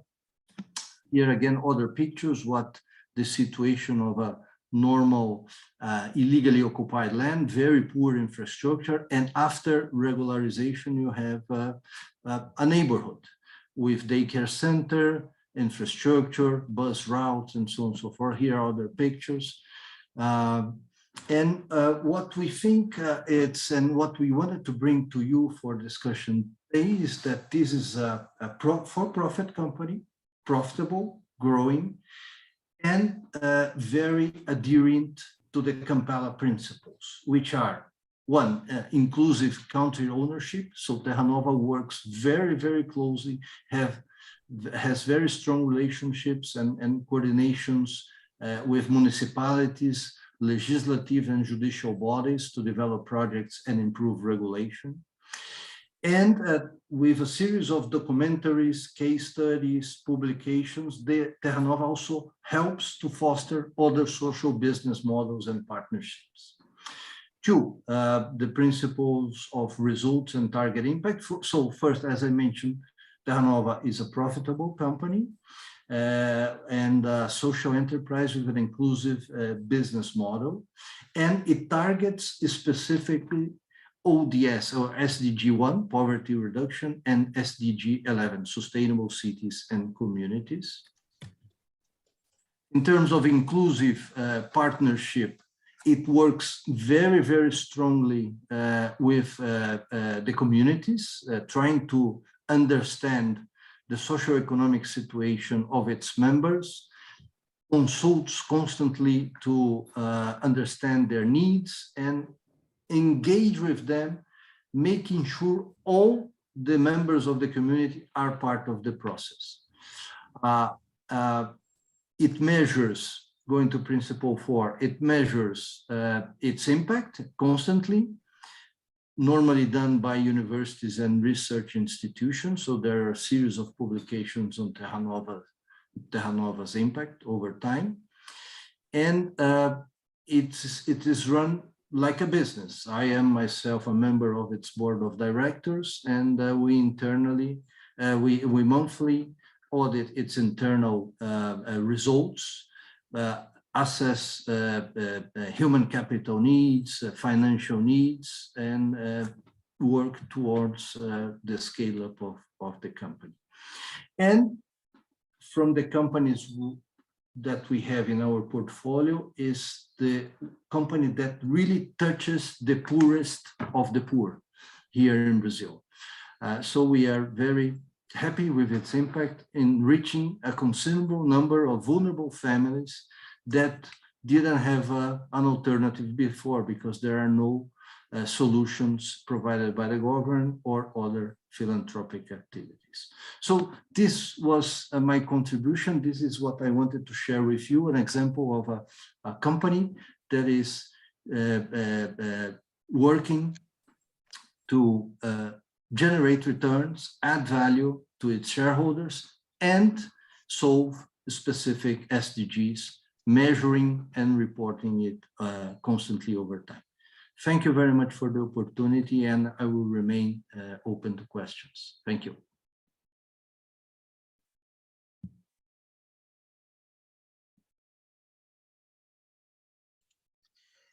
Paulo, muchísimas gracias. Excelente la exposición y te agradezco la... Thank you very much. Excellent presentation, and thank you for respecting timing.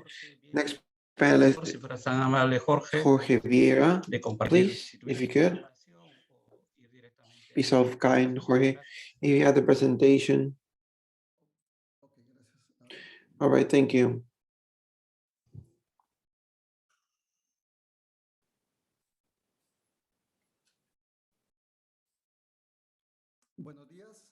Good morning. Thank you very much for the invite. And greetings to all of the members of the panel and everyone following us today. Let me share experience today of strengthening of the chain of granulated panela.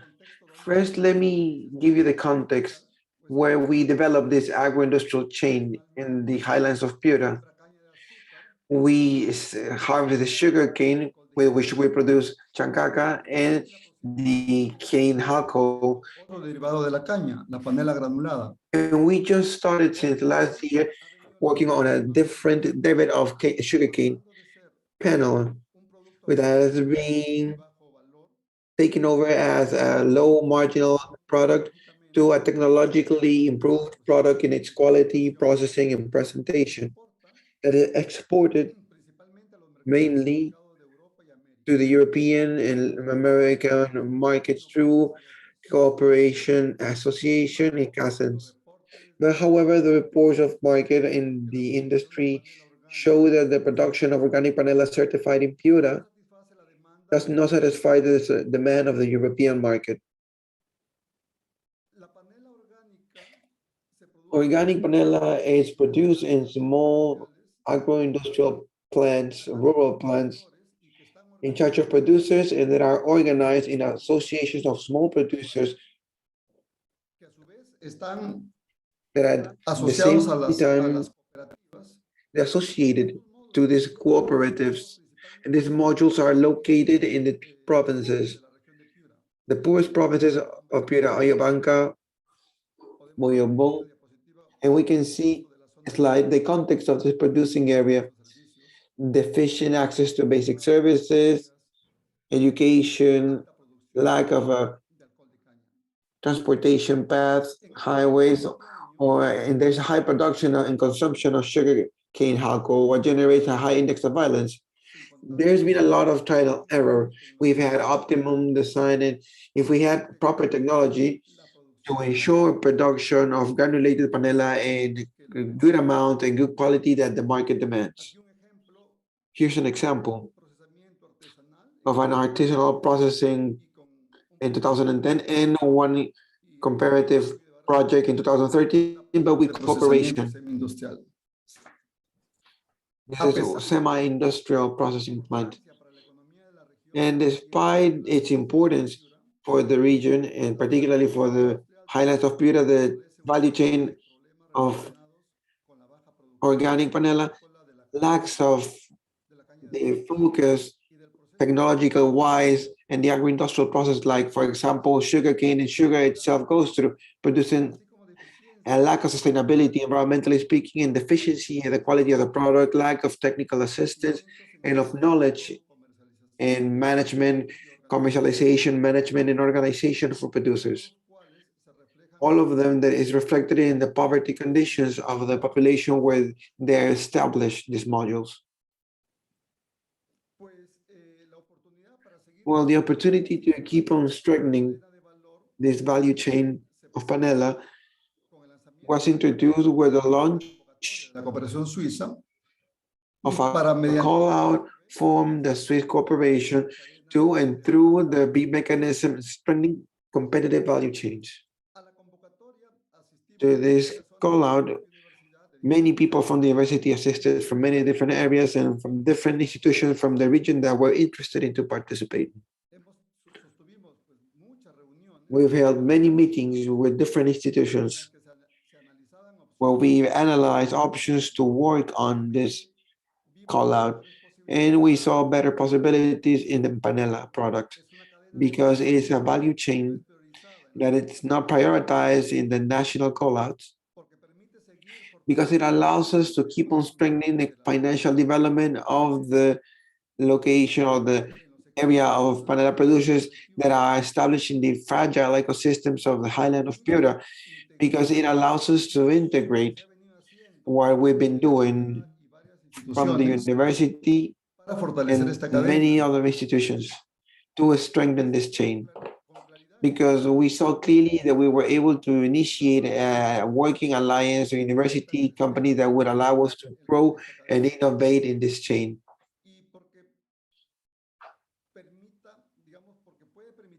And because it allows us to have young people from the producing areas to be witness of the attractive of the productive chain and to decrease a bit of the migration of this population.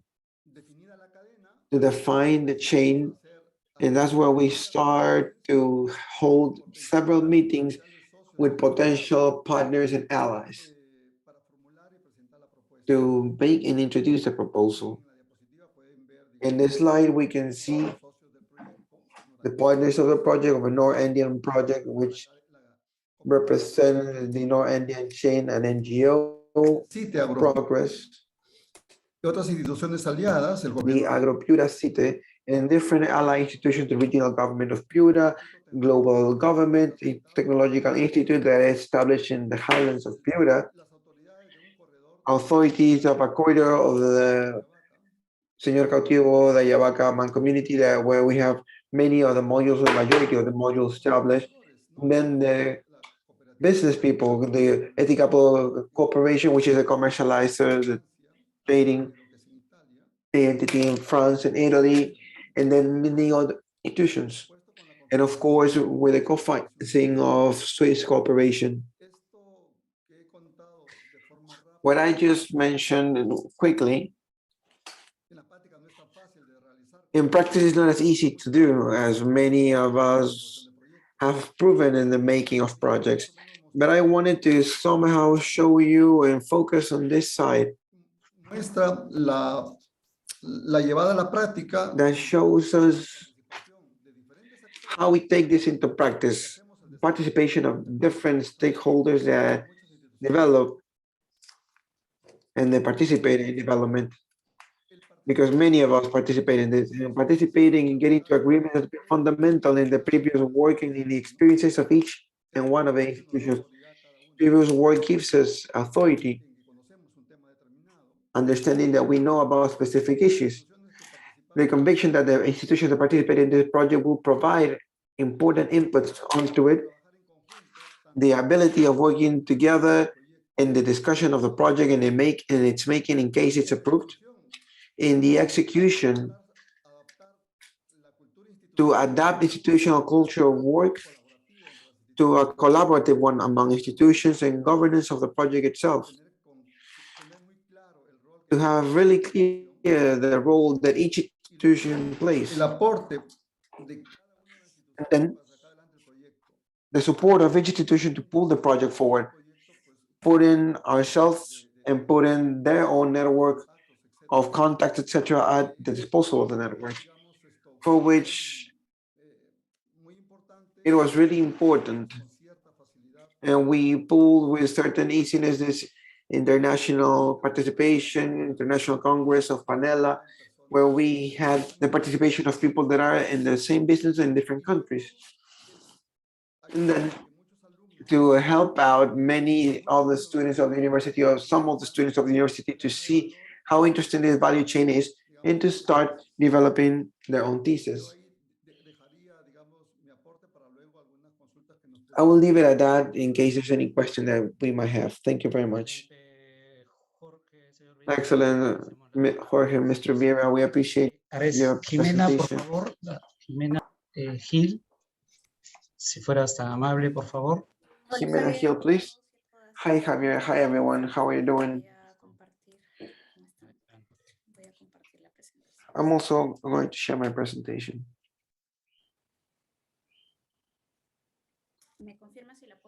Can you please confirm that you can see it? No, not yet.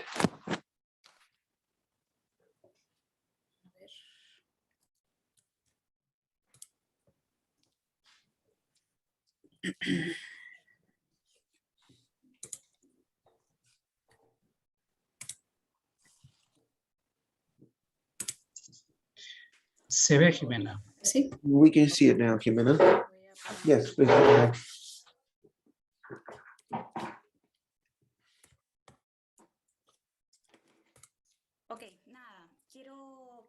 All right.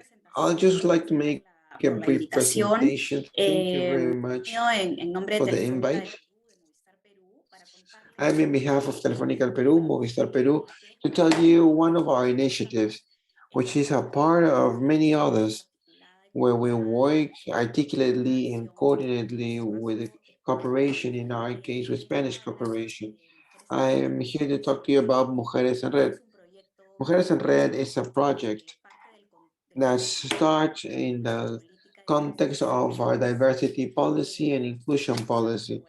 We've encouraged the equality of opportunities and development of people, basing ourselves in diversity as a strategic element. We have 4 horizontal core or axes across the company where we work across the year with different actions and initiatives.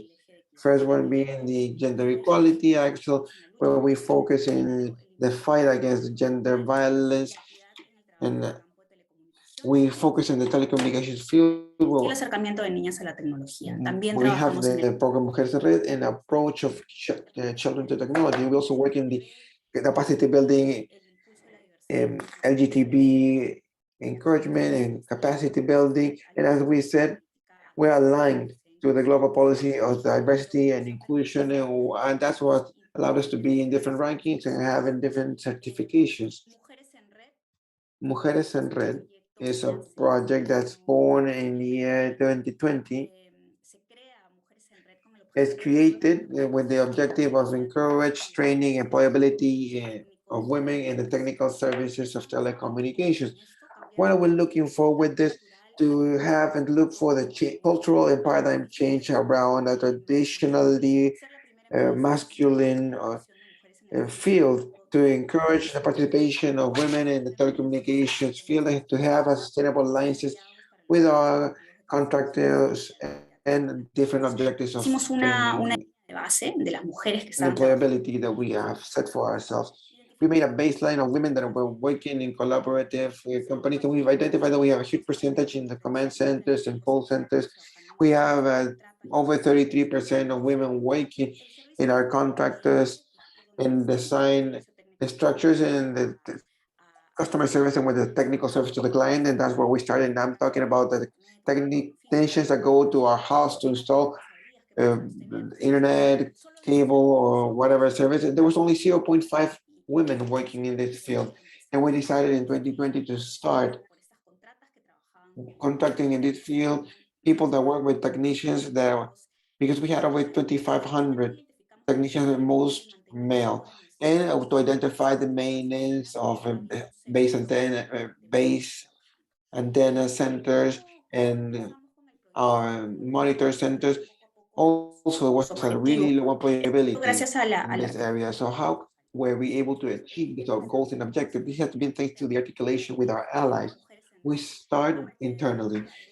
Project Mujeres en Red, as a part of developing a diagnosis such as this is in charge of the sustainability area, we also had to go with the liable area of this technical service and understanding sustainability as a horizontal trade of the business. They needed to understand this project as such so we can work with contractors. The technical service area, despite having a day-to-day work, decided to set themselves as a KPI and go from 0.5 to 10% of women employability towards the end of 2021. This was achieved thanks to the articulation with collaborating companies that you see to the right. These are all the companies that are working in the project Mujeres en Red right now.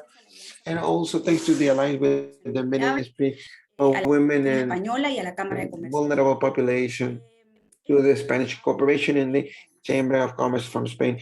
They were also encouraging amidst the pandemic, always equality or siempre igualdad, that look after including women that were victims of violence in working spaces. The project Siempre Igualdad that was encouraged by the Ministry of Women and the seated and the Chamber of Commerce from Spain was providing training on employability skills for women and was articulating with companies so they can have these employability spaces.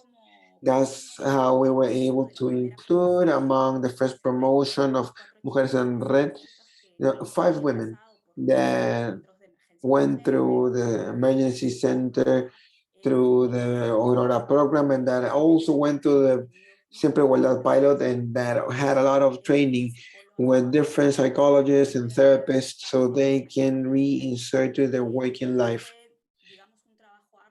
It was a hard work, and it's not easy for women all of a sudden to decide to start working in a technical field that was traditionally taken over by men.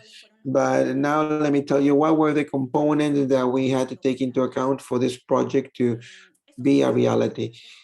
These were the 5 fronts that we have deployed, and we continue deploying because the project's still active, and the idea is for this to always be part of our strategy. We start by the recruiting and selection process with different programs and different collaborative companies. And we had to approach different NGOs, ministries, Ministry of Women, Ministry of Labor. We had to do call out to our social network alliances with institute. That was really important because they had in their portfolio women that had some sort of technical training that was related to the telecom sector. Once that happened, we were able to recruit and select the proper staff of women that wanted to actually be telecom technicians. We went through the training stage, and this is a piece of work that needs not just technical work that is being encouraged in institutes, but also from the collaborative companies and Telefónica del Peru as well, so they can learn out of our systems and they can provide service to our clients. So there's a stage of technical training, but also there's a stage of motivational training or for those women that have been coming into the program little by little. But I believe that the most important training stages, sensitization, sensibilization of awareness campaign to male technicians that have been already working in the company. We guess that after so many years where they've always only seen and worked and socialized with other men only, having women coming into their working environment needed some sort of awareness training so we can cover all of the implications that it had. Protection of women, making sure that every company has the proper channels of report to avoid harassment or any type of activity such as this, and the stop bias, and many subjects that we needed to cover so we can up to date to the women and their rights and needs that are now added to the working crew. But this was a way of showing our collaborating companies that this project was not just about inclusion, but it was going to benefit their business because it produced good indicators, and we needed to measure every woman that were coming in. And we shown that they had as kept same skills as male technicians that were working in the field, and in some cases they had even a better development and performance. De comunicación también han sido importantes, visibilizar. The communication skill, communication-wise, was also important to put into the limelight the work of these women that every day they've been learning and doing things better to motivate all the women so they can respond to the call-outs of Mujeres en Red. And as I mentioned, the security axis, which is really important to develop a project of this magnitude. We made sure that collaborating companies had enough safety protocols to safeguard the integrity of all the women that are a part of this project. Just a second. And this is a bit just to close out my presentation. What have been the challenges and the achievements of Mujeres en Red? In 2021, we were able to incorporate more than 10 technicians hired in Peru. The first promotion we had, in the first class, we had 5 girls, 5 women that came from the project Siempre Igualdad that was made in recovery from the cases of Centro Mujer with the Spanish Corporation. And we've been working with this project because they've been in charge of providing training to women, motivational training, and they've also worked with technicians, and this is all a part of the articulation that we've been able to achieve. We had, by the end of last year, the good news that the project was going to be replicated in Colombia, Ecuador, and Argentina, with that same outlook to articulate with the different collaborating companies for each time more and more the telecom service, technical service as well, present and introduce same opportunities for men and women. And this year we've established to reach different areas of the company as well, like B2B, maintenance in the field, logistics. So more and more we can have more women working in our supply chain, in our technical chain of telecom. And so we can say that we are actually closing gaps in our sector. And that is also something that fills us with pride because we've been acknowledged by many different institutions. We receive awards from companies that transform Peru, Humanitarian Scotiabank Award, Corresponsal Award, and a Good Practices Award for the 2021. So this is a little bit of what I wanted to tell you, and I'm up to any question that you might have. Thank you. Jimena, thank you very much. Big challenges that Telefónica has. Ángel Rodriguez, please. And I appreciate, Jimena, that you stayed on time. Ángel, please. Hi, Javier. How are you doing? Good morning.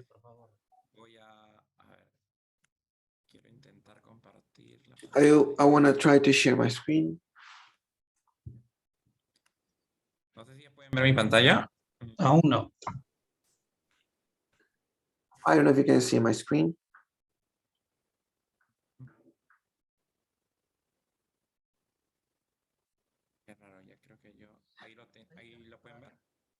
I think you can see that. Okay, we can see that. Perfect. How are you doing? It's a real pleasure to greet you on behalf of Cencosud Peru through our brands such as Wong and Metro in the shopping centers and ESP. We're in the world of retail, and as you can guess, we have many challenges in each block of the chain. Before introducing to this beautiful project that we worked during the quarantine with UNDP and the Ministry of Women, I wanted to tell you where all these initiatives of sustainability come from. Part of this pillars as sustainable consumption, and we work a lot about good habits and consumption, but also products reduce environmental print, and we have challenges such as circular economy across a value chain challenges that we have of reduced production, packaging, innovation, new material. And we're going to tell you a bit of the landmarks, but we are not able to achieve them if not in alliance. The environmental matters that go after the impact that we have in an operation as such. And finally, our value chain that our collaborators include and our suppliers to our communities.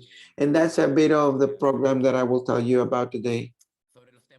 About the responsible consumption, as I was saying, our challenges of circular economy, we work really closely with the Ministry of the Environment. We work in relations with like with the bank of the food bank, localities and allies and brands that work with us. And why am I introducing it as such? Because Cencosud is in over 95 stores in different districts nationwide.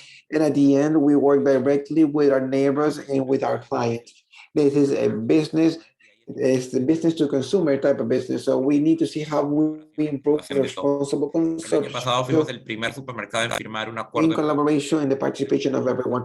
Last year, we were the first supermarket to sign in a production agreement with Minami, promising and committing to reduction goals and to improve the reduction programs of municipalities alongside Miraflores, regional governments of Ica, municipality of Jesus Maria, how we integrate the strategy that I've been working with their neighbors through beach cleansing, residue program, formalization of the recycling chain with NGOs as Ciudad Saludable, and how our suppliers like Cover and Procter, who are that we have in our portfolio, generate a general and responsible consumption as well. We have 100 tons of recovered from all the stores, from ministries, municipalities, and brands, over 50 points of clean points that we call it. We wanted to integrate chains of residue in Cajamarca, and Ica, and Chiclayo, and Piura, which are generally regions that don't have yet this type of capacity to strengthen as they would like. Any food-wise, we also generate circular economy and tries to rescue with the food bank to try and feed different common cafeterias and public feeders of the region. When we talk about environment, and this is a lengthy work on how do we improve our packaging that has less environmental print and this plastic that we have recycled. And we were telling you with the work with municipalities, how this comes back to our business. And we would like to tell you also that this plastic that you see here, the packaging to package chicken, meat, or some perishables, now have 50% of recycled resin out of consumption. This is obtained out of this recycling process that we've worked with the states. And how do we as companies, we reuse them in our process? And this allows us that we can continue recycling different materials such as cardboard, residue, or waste oil, plastic, and promoting a circular economy. Also, when I'm telling you that we work in matters of waste and circular economy, it's not the company only that needs to operate, but it's a whole system. Formal recyclers, neighbors, municipalities, the government overall, and also allied brands that are those that we relate with. And just to come into the project itself that we've been working in Peru throughout our value chain, as we were saying, we have all the providers and suppliers chain in the community side.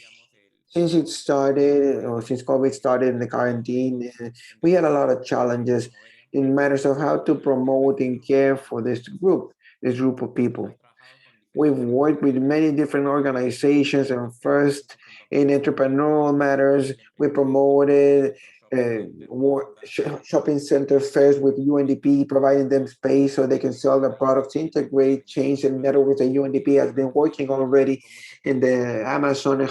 How can this darles no solamente el espacio, sino todo el acompañamiento para how can we penetrate these markets, not just to give them space, but actually the whole joining, so this the sales happen. And then that didn't just happen last year, but this year as well, with the program of women into this type of financial programs. How, especially with Metro, and there are spaces of capturing of financial resources in the coming back to school stage of the year. And we saw that there's certain campaigns throughout the year that are important where we can encourage this type of processes. And this is not just a matter of COVID, but also we needed to provide a bit of aid in mental health when coming back to classes. And one of the programs that fills us with pride is how do we attach and add up to our Peruvian area. As you know, in the quarantine times, we had different indicators that would tell us that the index of violence against women was peaking, and the only spaces where people could actually go out to relate were banks, pharmacies, and supermarkets in the first month. So from Metro, how can we do? We were already working in this type of safe spaces, and we started with two initiatives: the solidarity product to start talking about what is going on there, what is violence against women, what are gender matters, what are masculinity, and how do we work around the supermarket with all of this. And we attach it to a solidarity campaign that, for example, if you purchase these face masks that were from the UNDP, would finance and will fund the protection and shelter for women. And we have pictures of how we carried out this solidarity sale in the framework of the pandemic. In the second block, what is launching. Más allá de la comunicación, cómo Metro se volvió. The program No Está Sola, beyond communication, how Metro became a safe space and a space for people to be able to report cases.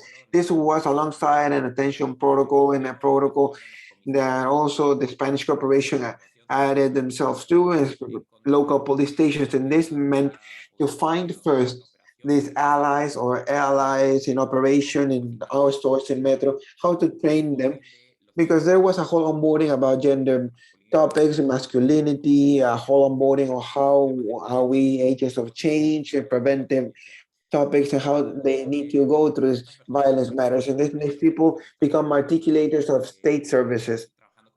And working with the Ministry of Women, we said it's difficult because the quarantine, we might have come into this Atención Mujer center, and how can they go to a supermarket that's easier to attend to and to report? And even if they don't want to report, and even if you're a witness, igual de cercana, ¿no? How can they act and receive information, and how to receive this information from somebody that's close? And for this project, we started out in 6 stores in 6 districts of San Juan de Lurigancho, San Juan de Miraflores, downtown Lima. We started with the process of training, then with the process of integrating local police stations so they can have the phone numbers of these places, and how can they receive cases and connect them with the closest women attention center. So that was a bit of our action protocol training. And this was facing our collaborators. How was this report file? How was this, or how will you apply to this or use the soft skills to withhold or to talk to somebody that was a victim of gender violence? How can you provide information? Even these were pictures of how the UNDP's team and alongside the Minister of the Women joined us throughout the training of our collaborators of customer service. And something important of alliances is Ya saben que un supermercado. How do we add up our efforts? You know that a supermarket, we know we have people that are already prone or they have the skills for customer service. We already have the space. Now we have a high inflow of people, and how these spaces become safe spaces. And with these skills, we can only include these lessons so we can have this working more in a more optimal way. This is the information that we give our clients in the centers of attention. There was a whole branding thing, the corridor areas you saw in the first picture. We had areas or hallways where we are aiming to a female audience. We hadn't branded how to report, what information you should know about gender violence. And this is an initiative that has worked quite well in communication or internal communication amidst and among our collaborators. They value it, and also our clients. And for this year, we want to grow with UNDP to new districts. We want to spread our action. And we want to go to RIMAC, that we've also been identifying as centers, Miraflores and Barrancos, where they have the stores that have this openness, and they withhold this type of initiative that UNDP also introduced. This is a bit of the example that I wanted to show you that we're doing right now. Maybe other indicators as environmental and circular economy and so on, but when we wanted to care about our people during the pandemic, establishing and taking advantage of our alliances, we wanted to push this project. So this is the only thing I wanted to share with you today, Javier, and for the team. And if there's any question, we can also share the presentation. Thank you very much. El trabajo en el tema de reducir los plásticos y llegar a poblaciones vulnerables. Muchas gracias. Thank you very much, Angel, for your work in this type of context. To continue with our presentations, we will now listen to Miguel Vargas for his presentation. Thanks very much, Javier. I'm going to share my screen with you now. The stage is all yours, Miguel. Go ahead, please. Can you see the screen now? Perfectly well. Thank you very much. Okay, let's start then. To begin with, good morning, good afternoon, everybody. I'm pleased to share with you a project that we have been carrying out at the Banks Association on the articulation among multiple stakeholders that we have been discussing so far this morning. This project is a process for accessing financial services that was launched back in 22. It's a sure payment during the pandemic as a way to provide an easy, safe, and contactless payment method for supply markets, groceries markets, and that later we address the other market-related project that was mentioned earlier. What is the context? How did this project start? Let's go back for a moment to the third quarter in 2020. That was a very unexpected year, very unexpected events where Peruvian citizens went through very difficult times. And one of the main reasons was issues was how to find ways in which we could buy our groceries in a contactless, safe and secure manner. So we had to find a scheme that facilitated person-to-person payments without the need for having using cash that could be a source of infection with COVID. This e-wallet was identified as the most viable mechanism that could be used for other types of payments in a more widespread way. This is a context that at that time allowed us to work jointly in a multi-stakeholder partnership between the central government through the digital government initiative under the cabinet chief. The three main e-wallet, e-cash mechanisms, JET, Plin, and Tunki, and the regional governments, so that it shows how we can create through articulated efforts much value for citizens. What did we do then? We started to introduce digital wallets, e-wallets, as the safe payment method. These are some of the actors that were involved in this, not just the cabinet chief's office that allowed us to reach the municipalities.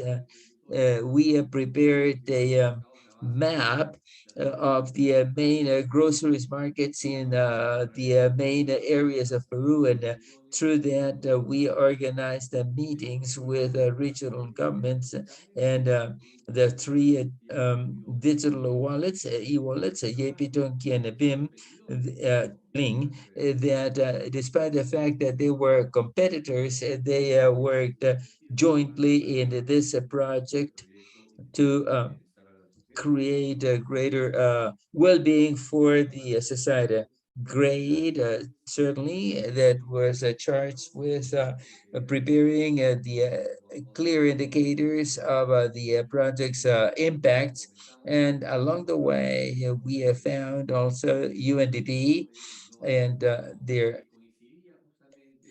innovation in your market project, which included, among other objectives, to bring a safe payment method and thus foster bankerization and financial inclusion through digital means, so that micro entrepreneurs and merchants who were not necessarily directed to women, but to foster their digital inclusion.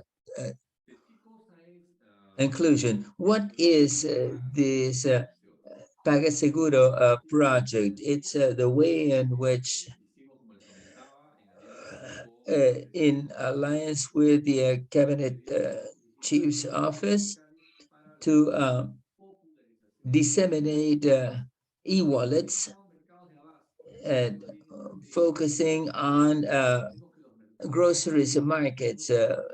This is a strategic objective because here families and households get their groceries on a daily basis, and also there is an audience of micro entrepreneurs. So the impact at the base of the social pyramid was very important through trade that to continue to spread to grocery shops and other types of businesses, so that these benefits of financial inclusion, digitization, payment means could be further disseminated among the rest of the population. So by focusing on the access to payment methods provided with the characteristics of an e-wallet that was simple and easy to use and free of charge, required that we provided not just the access, but to add a training component. So that would lead to an actual effective financial literacy, so that the citizens are empowered and can appropriately use the electronic financial mechanisms that are made available to them, and better manage their private and personal finance planning. This is a financial literacy training effort that is gradually spreading across the country, everywhere these e-wallets are operating. And this made us a focus on households and the various actors in the commercial environment. What were the basic objectives, therefore, to enroll groceries markets, and thereby spread towards other points of commerce and micro-commerce, including convenience shops, small and medium companies, and district street vendors who would be able to use the three e-wallets and spread and promote the use of e-wallets as a way to replace cash payments for all transactions. And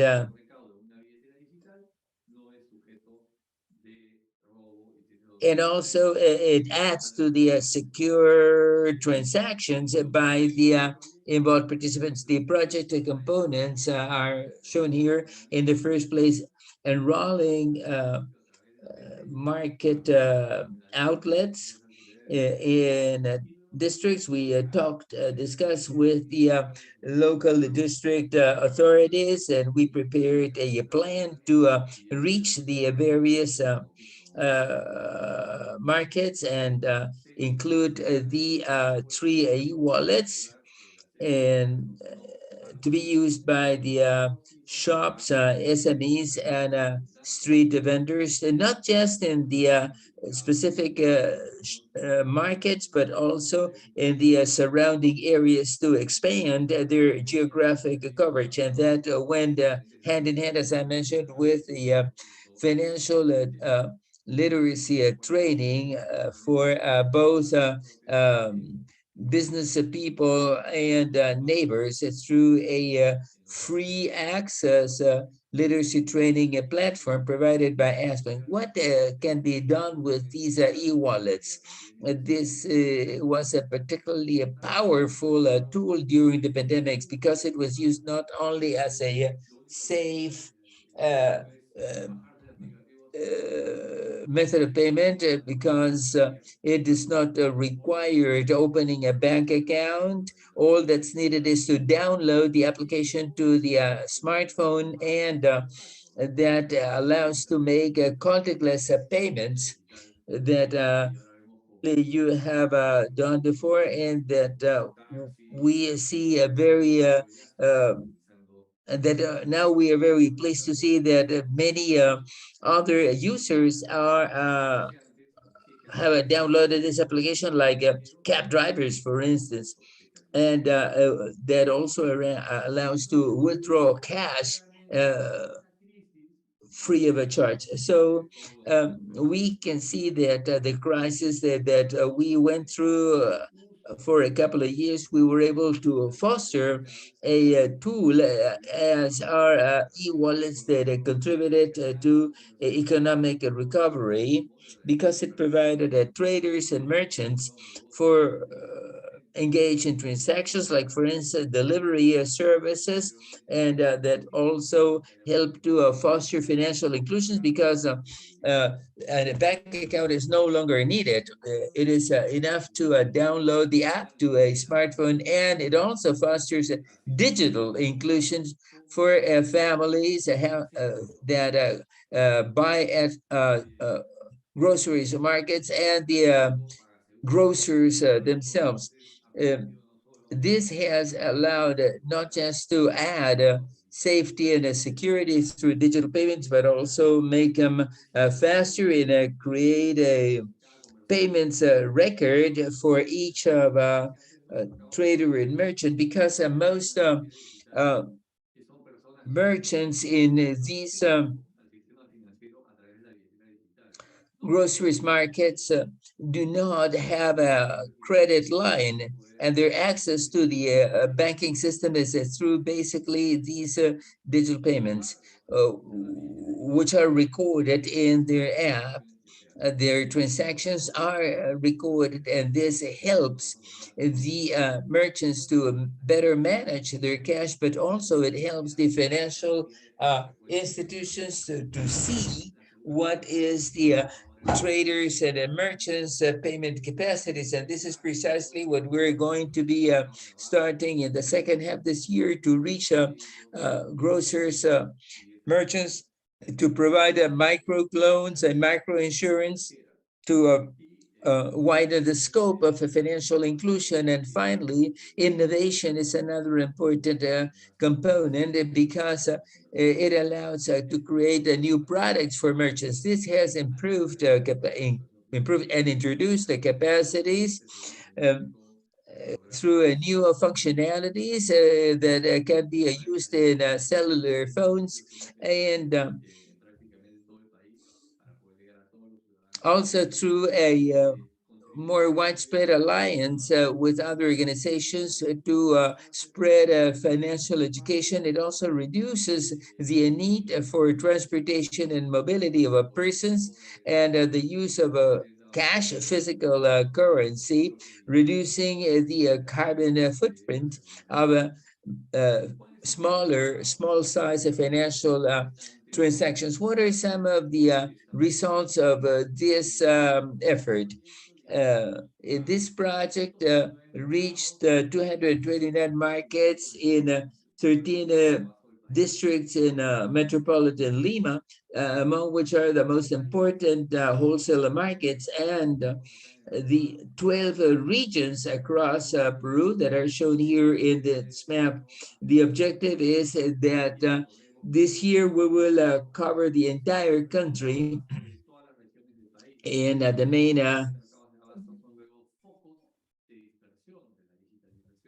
grocery markets throughout the country. That will be the main focus of financial inclusion.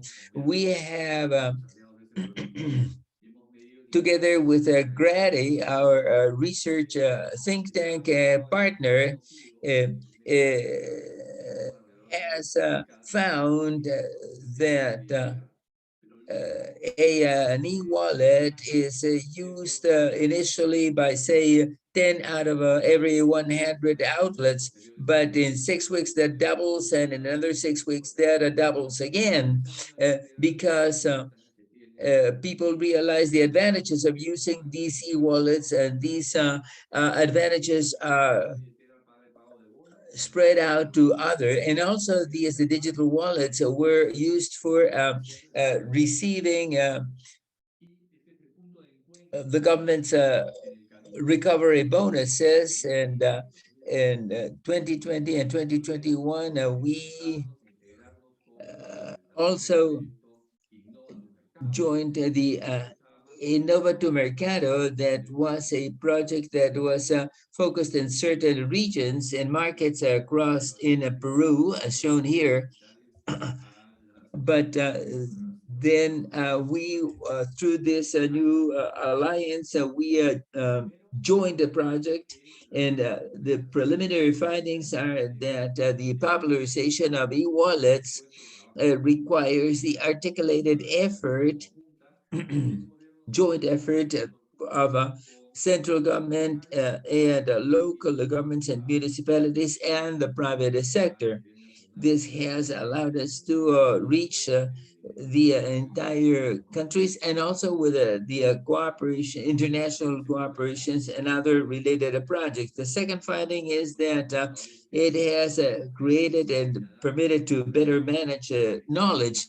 The data that was gathered makes us expect that the impact on the people across Peru will continue to expand, in particular the non-included financially not included, excluded population through this comprehensive and territory-based approach allowed us to work in a coordination with local governments and the central government. So basically, this is the Paga Seguro Safe Payments project that clearly shows the importance of this multi-stakeholder association between the private and public sector and international cooperation, and undoubtedly with the objective that nobody will be left behind, but quite the contrary, to include the population, micro traders and merchants, to add value for people, foster financial literacy and financial inclusion so that they can better plan and manage their financial personal finances and their business development. Thank you very much, Miguel. And thanks very much to all the panelists. The presentations have been very clear, and I would like to highlight the love for these projects that has been evident from the presentations, the initiatives and efforts that they're engaged in. These presentations have been very clear, so my role is kind of difficult, but I will try to, however, systematize or find points of convergence among the panelists, and tell also the panelists that later we will be sharing these presentations by email, and companies, institutions, organizations that have presented here today highlight that building alliances is key in creating these programs and projects, but that also require that their own practices, institutional practices, be modified, like for instance in the programs targeting women or any other projects, also require that or move companies to change their own internal practices. This is an important consideration when it comes to organizations changes. They have also highlighted that beyond their own work as companies or corporations, they can work with commercial partners or suppliers. And that also requires a change because the impact of the RONA programs goes hand in hand or requires that they talk to and articulate with their own suppliers. And I think they are all clear that the public-private partnership approach is clear to them because beyond the cooperation between the public and private sector, there is also cooperation in international organizations and civil society. And sometimes also we do not take sufficiently into consideration the relationship with academia, universities, and think tanks. It has been mentioned, but it should be emphasized. Building a consensus as a prior, very intense effort before these projects are launched. It was mentioned that sometimes the energy that you provide into a project is needs to be very big so that the outcome will eventually be good. And other consideration is that programs, projects, and are very dynamic, and I would highlight that they're generally grow over time. Several of the speakers said that they had started with a small number of initiatives, but then they expanded their projects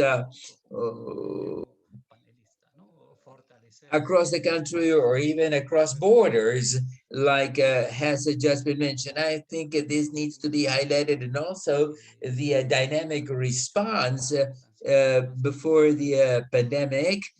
Obviously, the vulnerable segments of the population were mostly hurt, but speakers have also shared with us that there is a very strong dynamic effort to meet these challenges. And finally, I think it is also critical that we take into account articulation with international cooperation agents, in particular, given the upcoming financial constraints that we will be facing. So leveraging and co-financing pose a major challenge. I have been involved in this issue for several years already, but I'm satisfied to see that this approach is becoming stronger. But the social arms of corporations and foundations should better articulate with international cooperation.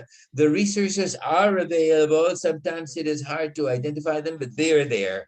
And having said that, I have nothing left to say, but to thank the participants and confirming that all these presentations will reach you by email. Thanks very much to you. After these dialogues and reflections, I would invite Ambassador Maria Eugenia Echeverria Herrera, General Director for Economic Affairs of the Foreign Affairs of Peru, for her closing remarks. Yes, I hope that you will have enough willingness and strength to listen to these final thoughts that I wanted to share with you. I wanted to thank all the participants and members of the various sectors that were present here. I would like to start by congratulating APCI for this outstanding initiative. I would like to highlight some things that I've heard throughout these morning's presentations concerning the advantages and the challenges of a multi-stakeholder global presentation that involved in this private public sector and international cooperation alliance that we have focused during this debate. The advantages of involving the private sector include, obviously, perhaps that it allows to expand the availability of resources for countries like ourselves that are medium high income countries in a backdrop of diminishing access to resources, and also take into account that there are still very important structural gaps that have to be narrowed. But as Ambassador Gas clearly mentioned, it is not just necessarily a fact that we require more resources, but also because this involvement of various stakeholders allows to include more responsible private sector business models with a view at fostering development. In the Davos Economic Forum for several years, there's been a greater emphasis on the stakeholder capitalism. In other words, capitalism that responds not just to create profits or revenues for shareholders, but also addresses the interest of all stakeholder groups, in this sense that companies should not only meet their shareholders' expectations, but also communities, suppliers, and consumers, and society at large. So it is important for investors and management to become aware that their long-term success also hinges on their clients, providers, and workers' success. So this active involvement of the private sector is happening at various many levels, and is sort of changing the typical capitalism that we knew. And also in this evolving model, I would like to highlight something that seemed to me particularly interesting. That is the Terra Nova project that was shared with us by Mr. Milan in his presentation, that creates profits for their stockholders, but it also contribute to accomplish certain sustainable development objectives, SDOs, and their work in the favelas, the slums, has yielded very beneficial impacts for all those involved. Also, I would like to point to the need for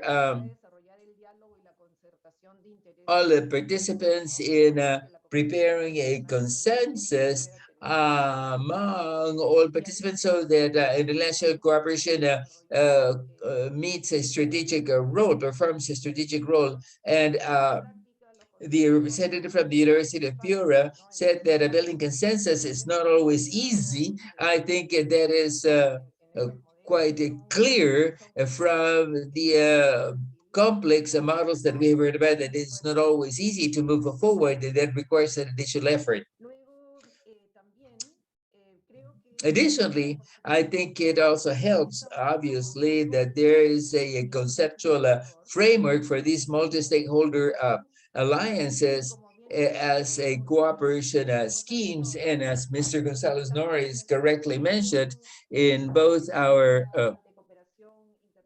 international cooperation policy and in the upcoming national policy, it is clear that the public sector actively promotes these partnerships. And in the latest report on situation and trends in cooperation, as was mentioned in the opening works by the agency's executive director, we have identified a number of projects that could evolve within this scheme, but it's also as important the role of certain actors. And I would like to highlight what is mentioned by Bettina Vogt from the UNDP about